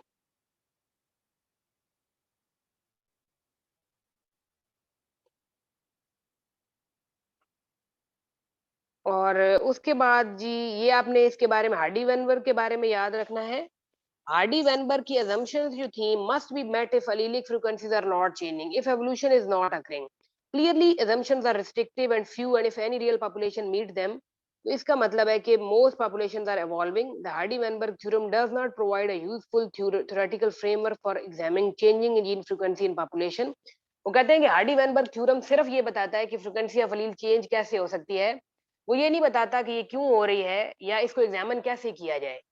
तो अगर मैं आपको हार्डी वेनबर्ग की इक्वेशन बता दूं, वो ये है, हार्डी वेनबर्ग की इक्वेशन है P2 plus Q2 is equal to 2PQ। ये इसका बायनोमियल एक्सपेंशन है हार्डी वेनबर्ग थ्योरम का। ये पूछा तो नहीं गया वैसे आज तक, लेकिन अगर आपसे पूछ लीजिए तो एग्जैक्ट ये है। इसको P2 plus Q2 plus 2PQ, ये PQ जो है ना, ये बेसिकली दो पॉपुलेशन को आपस में कंपेयर किए गए हार्डी वेन की। अगर आपने एग्जांपल पढ़ी हुई है जो कि उसने दी थी फ्लावर कलर के ऊपर, white flower and red flower. और इसको एक और तरीके से भी लिखा जाता है, वो भी हम देखते हैं। इसको लिखा जाता है P प्लस Q का होल स्क्वायर, ये भी इसके लिए लिखा जाता है। इसको इसलिए इसको बायनोमियल एक्सपेंशन कहते हैं। It is a binomial expression. Okay जी, आगे हम देखते हैं ये यहाँ पर वो क्या बता रहा है। मैंने आपको बताया है कि कुछ फैक्टर हैं जो जीन की फ्रीक्वेंसी को चेंज कर देते हैं। कौन से वो फैक्टर हैं? सबसे पहले यहाँ पर से वर्ड यूज किया हुआ है जेनेटिक ड्रिफ्ट का। जेनेटिक ड्रिफ्ट का जिक्र मैंने पहले भी किया है और इस पर क्वेश्चन पूछा भी गया है। और जेनेटिक ड्रिफ्ट किसी भी ऐसे इवेंट को कहते हैं जो कि बाय चांस हो। अगर स्टेटमेंट में बाय चांस का वर्ड यूज हो कि if the frequency of allele changes by chance event, तो आप उसको कहेंगे genetic drift. By chance event अब कौन सा हो सकता है? जलजला आ जाए, सैलाब आ जाए, कोई वबा फैल जाए जिसकी वजह से कुछ मेंबर्स की डेथ हो जाए, फ्रीक्वेंसी अचानक से चेंज हो जाए, उसको कहते हैं बाय चांस इवेंट। तो उसकी वजह से ऑब्वियसली पिछली फ्रीक्वेंसी तो चेंज हो जाएगी पॉपुलेशन की, उसको कहते हैं genetic drift. Because gene frequencies are changing independently of natural selection, genetic drift is often called neutral selection. ये भी याद रखिएगा, जेनेटिक ड्रिफ्ट को न्यूट्रल सिलेक्शन, नेचुरली न्यूट्रल का वर्ड यूज कर रहा है। ये एक न्यूट्रल सिलेक्शन भी है, जो न्यूट्रल है, जो कोई नहीं लेकर आया, जो खुद बाय चांस आई है, उसको न्यूट्रल सिलेक्शन कहेंगे। अच्छा जी, नेक्स्ट जो है यहाँ पर process of genetic drift is analogous to flipping a coin. वो कहते हैं कि जेनेटिक ड्रिफ्ट का फिनोमेना उतना ही है, बिल्कुल उसी तरह जैसे आप किसी कॉइन को फ्लिप करें, तो एक कॉइन को फ्लिप करने के बाद हेड आने के चांसेस भी 50% है और टेल आने के चांसेस भी 50% है। बिल्कुल उसी तरह जेनेटिक ड्रिफ्ट में बाय चांस पॉपुलेशन के अंदर जीन पूल के या अलील की फ्रीक्वेंसी के डिस्टर्ब होने के चांसेस इक्वल है। तो यहाँ पर आपसे इतना जो है वो इस तरह का ही क्वेश्चन ये बल्कि मुझे रिसेंटली किसी पेपर में पूछा भी गया था कि व्हाट इज द चांस, ये कॉइन के हवाले से क्वेश्चन था कि what is the chance of head and tail if we flip a coin. तो या वहां पर हाफ लिखा हुआ होगा 1/2, तो वो भी ठीक होगा, यानी हाफ चांस हेड के आने के, हाफ टेल के, और या 50-50 भी लिखा हुआ हो सकता है। तो similarly the chance of one और other way two equally adaptive allele being, और वो ये इसको अलील के साथ कंपेयर किया गया है कि दोनों अलील के आने के चांसेस इक्वल हैं, जो कि मेंडल का लॉ इंडिपेंडेंट असॉर्टमेंट कहता था कि दोनों अलील अगर पार्टनर जो है जीन के, दोनों के आने के चांसेस इक्वल हैं, सेग्रीगेट होने के चांसेस इक्वल हैं। तो ये जेनेटिक ड्रिफ्ट को आपने जरूर याद रखना है। जेनेटिक ड्रिफ्ट एक ऐसा फैक्टर है जो अफेक्ट कर देता है जीन फ्रीक्वेंसी को। नेक्स्ट हम चलते हैं अगली स्लाइड की तरफ। न्यूट्रल सिलेक्शन भी जेनेटिक ड्रिफ्ट ही है, ठीक है। और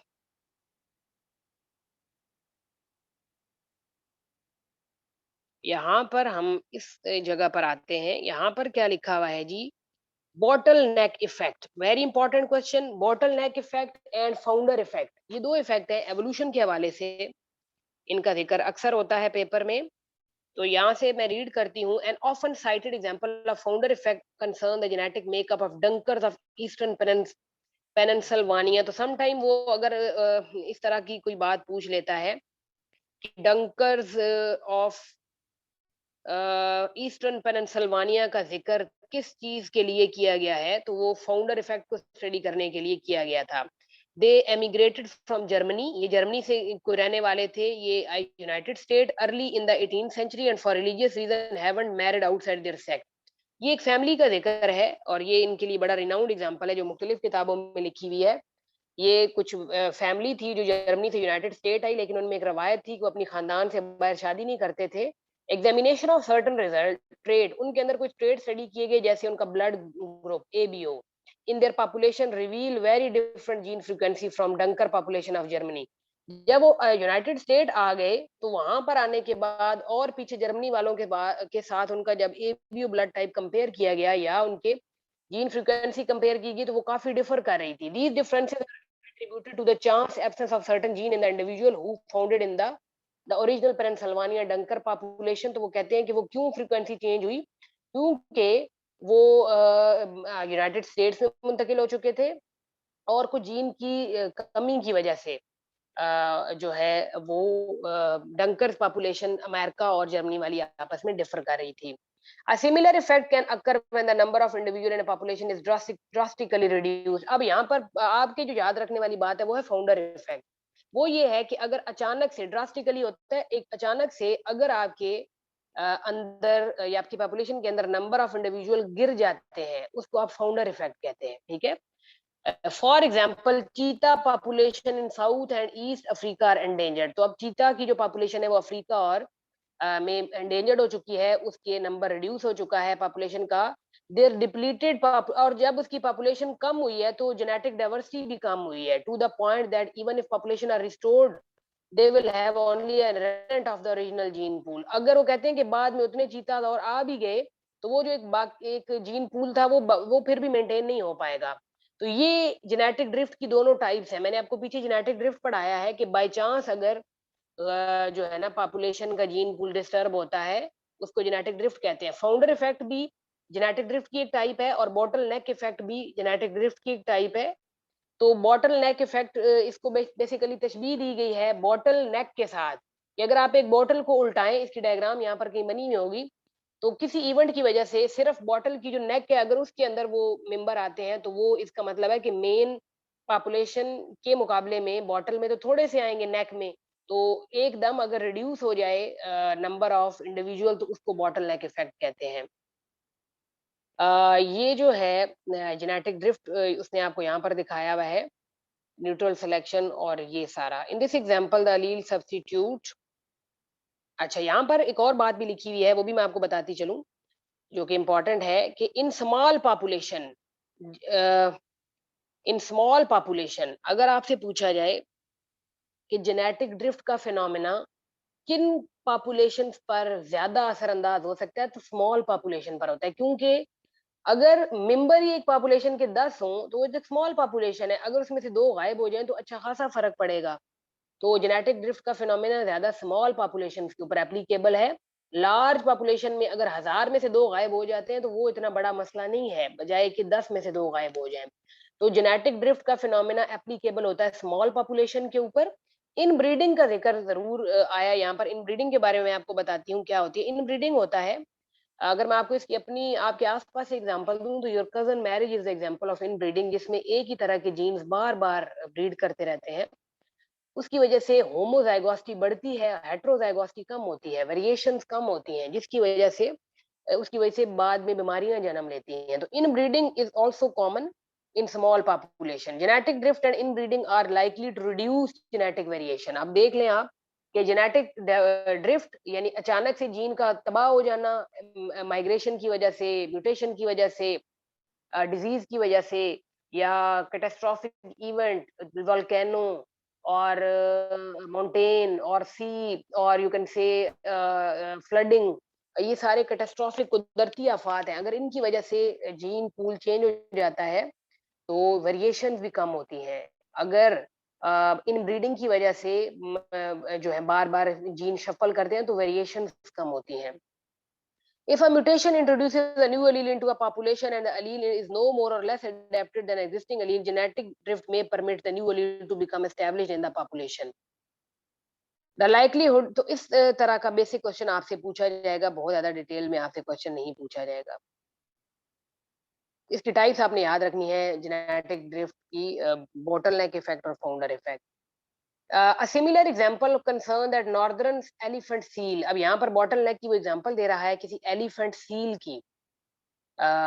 Elephant seal which was hunted to near extinction in the late 1800, 1800 सदी में elephant seal एक मैमल है जो दरिया के पास, ये समुद्र के पास ऐसे बड़ा सा एक एनिमल है, ये पड़ा बहुत है। उसकी इतनी ज्यादा शिकार किया गया 18वीं सदी में कि वो एक्सटिंक्शन के करीब आ गया। तो इसका मतलब है उसकी पॉपुलेशन को हद से ज्यादा रिड्यूस कर दिया गया। लेजिस्लेशन का मतलब है कि लॉ बनाया गया to protect the seal was enacted in 1922, 1922 में वो लॉ फिर एप्लीकेबल हुआ और अब पॉपुलेशन उसकी तकरीबन वो कह रहे हैं 1 लाख हो चुकी है। इन स्पाइट ऑफ दिस, इसके बावजूद relatively large number genetic variability is low.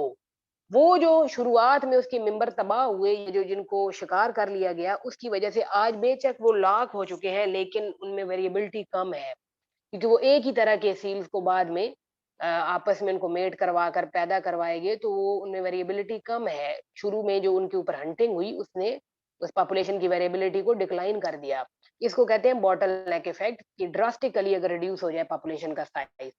The effect of bottleneck are somewhat controversial. The traditional interpretation is what decrease in genetic diversity and make population less likely to withstand environmental stress and more susceptible to extinction.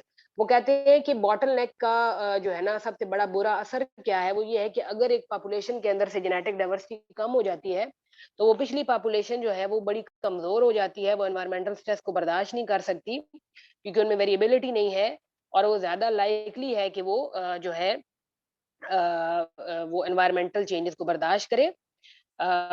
इसके मुकाबले में population with high genetic diversity वो ज्यादा likely है कि वो अच्छा survive करे और विथस्टैंड करे एनवायरमेंटल चेंजेस को। तो इन केस ऑफ चीता, recent evidence indicate that this cat's current problem may be more a result of lion and spotted hyenas preying on cheetah cubs than low genetic diversity। तो वो कहते हैं कि चीता की मिसाल अगर ली जाए तो शेर जो है और हायनास जो है ये चीता के बच्चों का, कब जो है वो चीता के बच्चे को कहा जाता है, उसका शिकार करें जिसकी वजह से चीता की जेनेटिक डाइवर्सिटी कम हो गई है।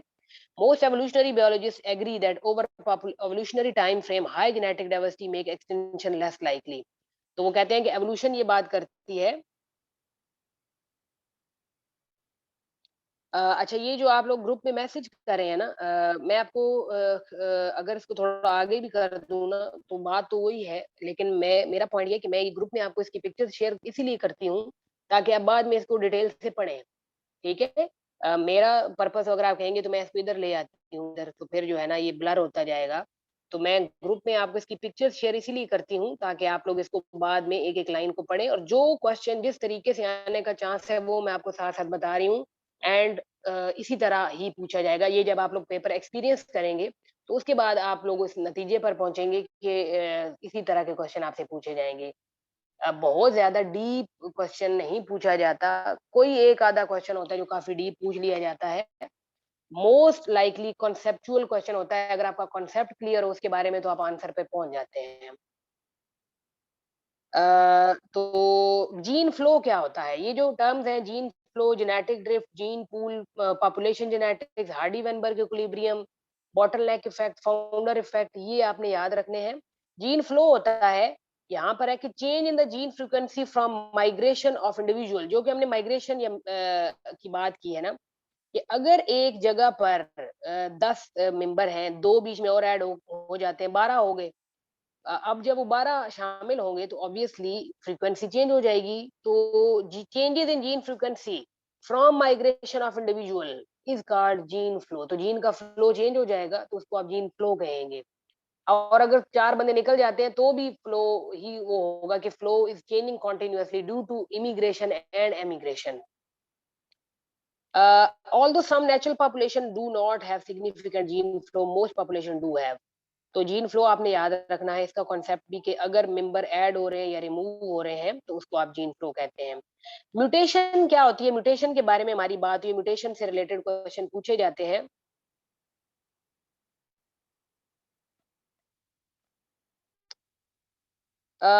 म्यूटेशन जो है ना, ये इसकी टाइप्स मैंने आपको कल बताई थी, frame shift mutation, silent mutation, point mutation और एक बहुत बड़ी म्यूटेशन होती है जिसको क्रोमोसोमल एबेरेशंस भी कहते हैं। Mutation changes in the structure of gene and chromo, जब जीन और क्रोमोसोम का स्ट्रक्चर चेंज होता है तो उसको आप म्यूटेशन कहते हैं। The Hardy Weinberg theorem assumes that no mutation occur or that mutational equilibrium exists। तो हार्डी-वेनबर्ग कहता था कि म्यूटेशन होती नहीं है, but mutation are a fact of life, लेकिन म्यूटेशन होती है।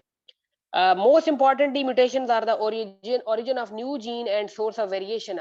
लेकिन ज्यादातर वाई जो इम्पोर्टेंट बात है वो ये है कि सोर्स ऑफ वेरिएशन, जिस तरह मैंने आपको पहले बताया कि अगर आपसे पूछा जाए कि which one of the following is the ultimate source of all changes, तो आप कहेंगे mutation that may prove adaptive for an animal. और म्यूटेशंस किसी जगह पर जानवरों के लिए फायदेमंद भी होती हैं, वो उसको ज्यादा एडेप्टेबल बनाती हैं क्योंकि उसके नतीजे में जीन का स्ट्रक्चर चेंज होता है, हेटेरोजाइगोसिटी पैदा होती है, जेनेटिक वेरिएशन पैदा होती है। उसके बाद है कि mutation counters the loss of genetic material from natural selection and genetic drift. और म्यूटेशन के नुकसानात भी हैं कि उसकी वजह से जेनेटिक मटेरियल तबाह भी सम टाइम हो जाता है, जेनेटिक ड्रिफ्ट की वजह से भी जेनेटिक मटेरियल खराब हो जाता है, and it increases the likelihood that variation will be present that allow a group to survive future environmental shock. अगर बहुत ज्यादा बड़े लेवल की म्यूटेशन हो जाए तो उसमें some time genetic material lose भी हो जाता है, तो उसकी वजह से जानदार जो है वो इतना ज्यादा ताकतवर नहीं रहता। अच्छा जी, नेक्स्ट हम इसका पॉइंट देखते हैं कि वो क्या बात कर रहा है इसके बारे में। जी, यहाँ पर हम देखते हैं, this is bottle neck effect. ये चीता की पॉपुलेशन है, यहाँ पर आप देखें 25 डिफरेंट अलील्स हैं ऊपर वाली पॉपुलेशन में। बॉटल नेक ये जगह है, दिस प्लेस इज बॉटल नेक, जो आपको इसका ये जगह नजर आ रही है ना, this is bottle neck, sorry, this is bottle नेक। तो इधर सिर्फ 4 अलील आए हैं। तो यहाँ पर बहुत थोड़े रह गए अलील। नीचे जो है ना, environmental upheaval lift population expand, और बाद में फिर जब दोबारा एनवायरमेंटल फैक्टर फेवरेबल हुए, जैसे उन्होंने कहा कि जी सील को फिर लाख इंडिविजुअल हो गए, तो उसकी वजह से फिर और अलील शामिल हो जाएंगे। तो बॉटल नेक का मतलब है कि एक दफा जब स्पीशीज को झटका लगता है तो उनके काफी सारे इंपॉर्टेंट अलील जो है वो तबाह हो जाते हैं। यहाँ पर नीचे लिखा हुआ है कि ह्यूमन एक्टिविटीज हैव एंडेंजर्ड चीता। चीता का साइंटिफिक नेम लिखा हुआ है जो कि है एक्विनोएक्स जुबैटस। और भी इसकी कई स्पीशीज होती हैं चीता की। severe reduction in the original population has caused a bottleneck effect। बहुत ज्यादा जब अलील तबाह हुए तो bottleneck इफेक्ट आ गया। बाद में अगर पॉपुलेशन रिकवर भी कर जाएगी, genetic diversity has been significantly reduce, लेकिन उसके बावजूद आप देख लें कि जेनेटिक डाइवर्सिटी बिल्कुल कम है। ये ऊपर वाले एलील बार बार जो है ना नहीं पा, हालांकि इधर देखिए कितने ज्यादा डिफरेंट है। इधर जो थी मिसाल के तौर पर कोई किसी वजह से बॉटल नेक आ गई माइग्रेशन की वजह से, तो यहाँ पर कुछ बच गए, फिर ये ही बाद में आपस में जब शफल करते रहेंगे तो बिल्कुल जेनेटिक डाइवर्सिटी कम हो चुकी है। अच्छा जी, यहाँ पर आपको सील की भी सेड है, ये सील होती है, this is seal, this the northern elephant seal, इसका साइंटिफिक नेम भी है माइक्रोसेंगा angustiostus was severely overhunted even though its population member are now increase। अब उसके मेंबर बढ़ भी रहे हैं लेकिन जेनेटिक डाइवर्सिटी कम है उसमें। Mutation are random event, mutation बड़ा इंपॉर्टेंट पॉइंट है जी जेनेटिक्स का, ये रैंडम इवेंट है which are likelihood of a mutation is not affected. Organism can not filter harmful genetic changes from advantageous changes before they occur. Organism जो है वो उसको पता नहीं चलता, अगर म्यूटेशन हो जाए उसे पता नहीं चलता ये मेरे लिए हार्मफुल थी या फायदेमंद थी। अफेक्ट बड़े एनॉर्मस, बड़े-बड़े असरात सामने आते हैं म्यूटेशन के, मोस्ट आर डिलीटीरियस। कुछ ऐसे हैं जो वाक़ई काफ़ी तबाही मचाते हैं। सम में बी न्यूट्रल, कुछ म्यूटेशन जिसको साइलेंट कहते हैं वो न्यूट्रल होती है, कुछ हार्मफुल भी होती हैं एक एनवायरनमेंट में।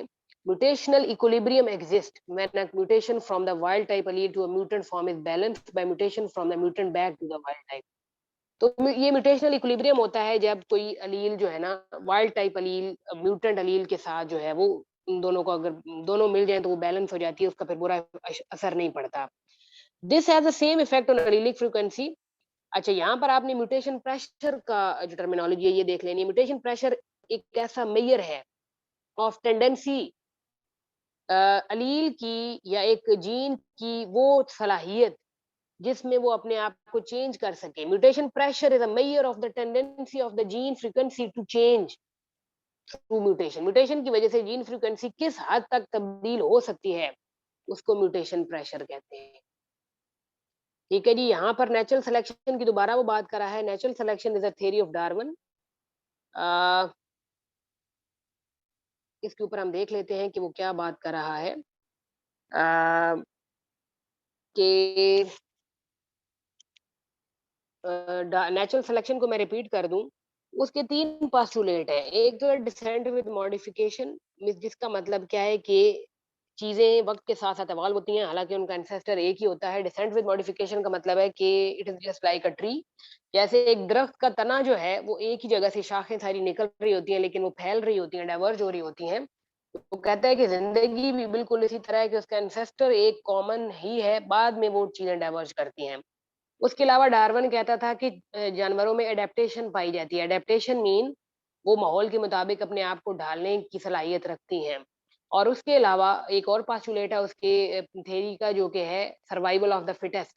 डार्विन कहता था कि सिर्फ वो ही स्पीशीज सर्वाइव करती हैं जो जेनेटिकली इनहेरिटेडली फिट होती हैं, जो एनवायरनमेंट का मुकाबला करती हैं अपने जेनेटिक्स की बेस के ऊपर।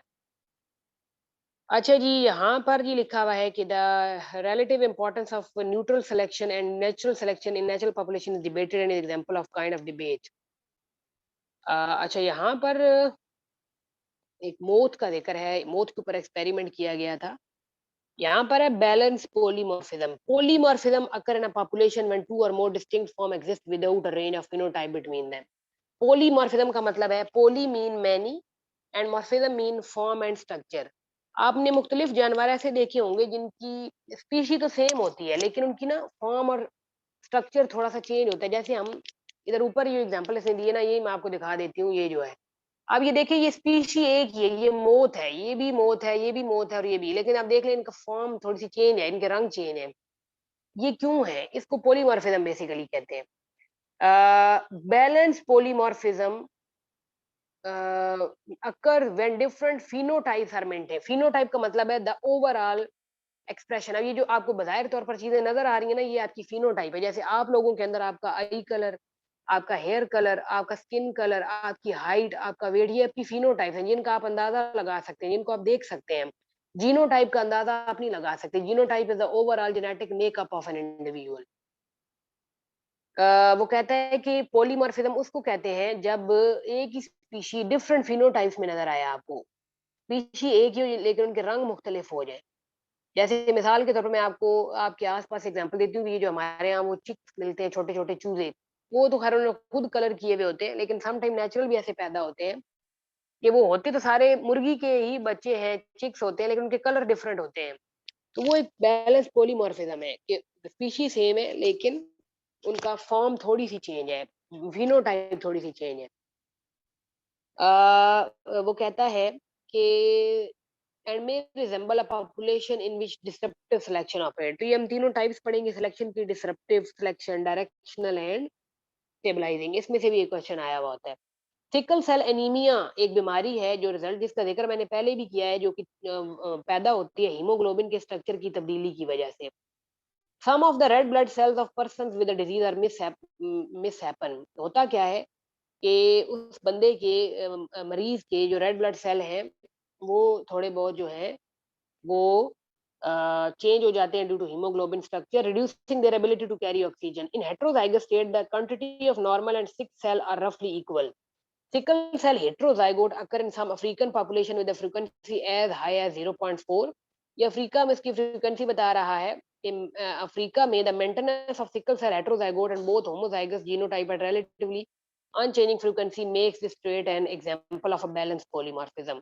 तो सिकल सेल हेटेरोजाइगोट अफ्रीका में इक्वल है नॉर्मल और सिकल सेल आने के चांस, तो इसलिए उसको बैलेंस पॉलीमॉर्फिज्म भी कह रहा है।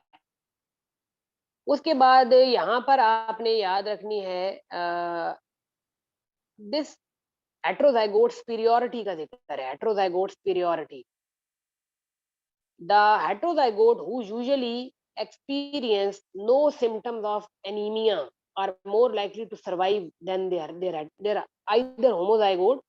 अगर एक बंदा है उसके अंदर ब्लड सेल का जो जीन है उसमें एक पार्टनर सिकल सेल वाला है और एक नॉर्मल वाला है, तो अगर उस बंदे में वो हेटेरोजाइगोट है तो वो कभी हो सकता है कि उसको बिल्कुल भी एनीमिया ना हो, क्योंकि उसके अंदर एनीमिया वाला अलील जो है वो उसको वो मास्क हो जाए, रिसेसिव हो जाए, नॉर्मल वाला डोमिनेट कर जाए, तो उस बंदे को तो एनीमिया नहीं होगा। लेकिन अगर एक बंदा है ही होमोजाइगोट, उसके दोनों अलील सिकल सेल वाले हैं, तो फिर उसके अंदर यकीनी है कि उसको हो जाए anaemia. This system is an example of heterozygous superiority. Heterozygous condition जो है ना, ये हर हाल में बड़ी बेनिफिशियल होती है।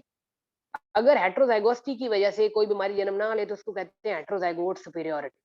When the heterozygote is more fit than either, heterozygote superiority can lead to balanced polymorphism because perpetuation of the allele in the heterozygous condition maintain both allele at the higher frequency than would be expected of if natural selection acted only on the homozygous. Heterozygous superiority balance polymorphism को जो है lead करती है, क्योंकि दो different allele होते हैं तो दोनों के आने के चांसेस इक्वल हैं, तो इसकी वजह से डिफरेंट ट्रेड सामने आ सकते हैं एज कंपेयर टू होमोजाइगोसिटी। ये कॉन्सेप्ट आपने याद रखना है।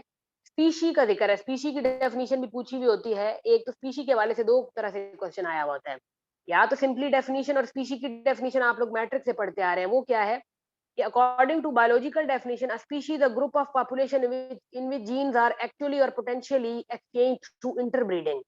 Species किसी भी ऐसे group of individual को कहते हैं that can interbreed with one another in nature and produce fertile offspring.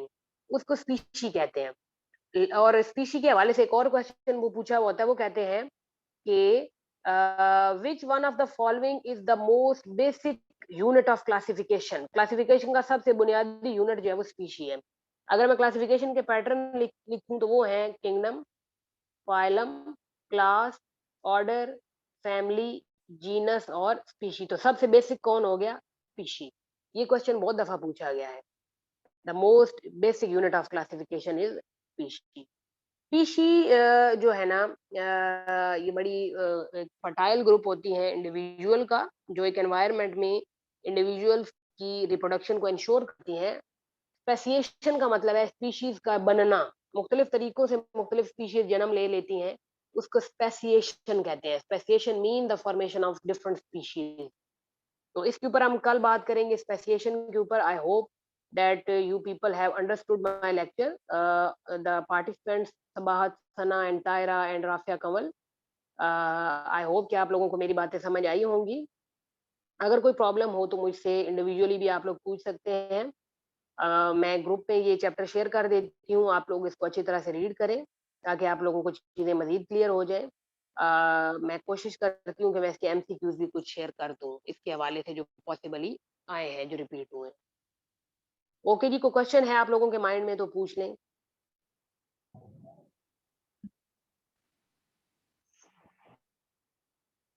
सना, आप लोग जो वीडियो नहीं होती मेरे पास चलती नहीं है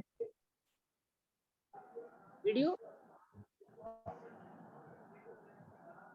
सना, मैंने वीडियो तो नहीं चलाई हुई होती, मैंने स्क्रीन शेयर की हुई होती है। एक पेज, बुक का पेज खुला हुआ होता है, वो आपको शो होता है। हाँ जी, वो तो शो होता है, लेकिन ग्रुप में जो सेंड होती है ना वीडियो का लिंक होता है वो नहीं होता, डाउनलोड नहीं होता वो। नहीं, वो बेसिकली एकेडमी की एडमिनिस्ट्रेशन सेंड करी होती है। मैंने कल डाउनलोड किया था और मुझे मेरा लेक्चर खुद भी सुनाई दिया। आप लोग नेट कनेक्शन उसके लिए थोड़ा स्ट्रांग होना शायद जरूरी हो, लेकिन वो होता है, वो डाउनलोड होता है। वीडियो शो नहीं होगी उसमें, आपको सिर्फ मेरी ऑडियो शो होगी। अगर आप, या उसके लिए शायद कोई खास ऐप का होना जरूरी है वीडियो देखने के लिए, आई थिंक सो। तो मैं आपको मैंने मिलर हार्ले पहले सेंड की हुई है, मैं दोबारा भी कर देती हूँ, तो आप लोग खुद उसको खोल कर भी देख सकते हैं, या आप सिंपली सुन भी लें तो मेरा ख्याल है it will be enough for you. नहीं, वही ना सुनने वाली बात है कि एक दफा सुन ले तो आपकी फिर लेक्चर फिर मतलब उसको कम पढ़ने की जरूरत थोड़ी कम होती है, तो समझ आ जाती है अच्छी तरह से। जी जी, तो आपको बुक मैं भेज देती हूँ। अगर आपको फिर कुछ समझ ना आए तो बुक का पेज आप खोलें, या सिंपली मैं अपने स्टूडेंट्स को ये रिकमेंड करूंगी कि do contact me individually, there is no problem in that. मेरा नंबर आप लोगों के पास है, आप लोग इंडिविजुअली मुझसे कांटेक्ट कर लिया करें। कोई भी बात हो, किसी भी वक्त समझ नहीं हो, या लेक्चर के दौरान, no problem. I will I will tell you all, और मैं आखिर तक आप लोगों के साथ इंशाल्लाह कनेक्टेड रहूंगी। ठीक है जी, थैंक यू सो मच, अल्लाह हाफिज।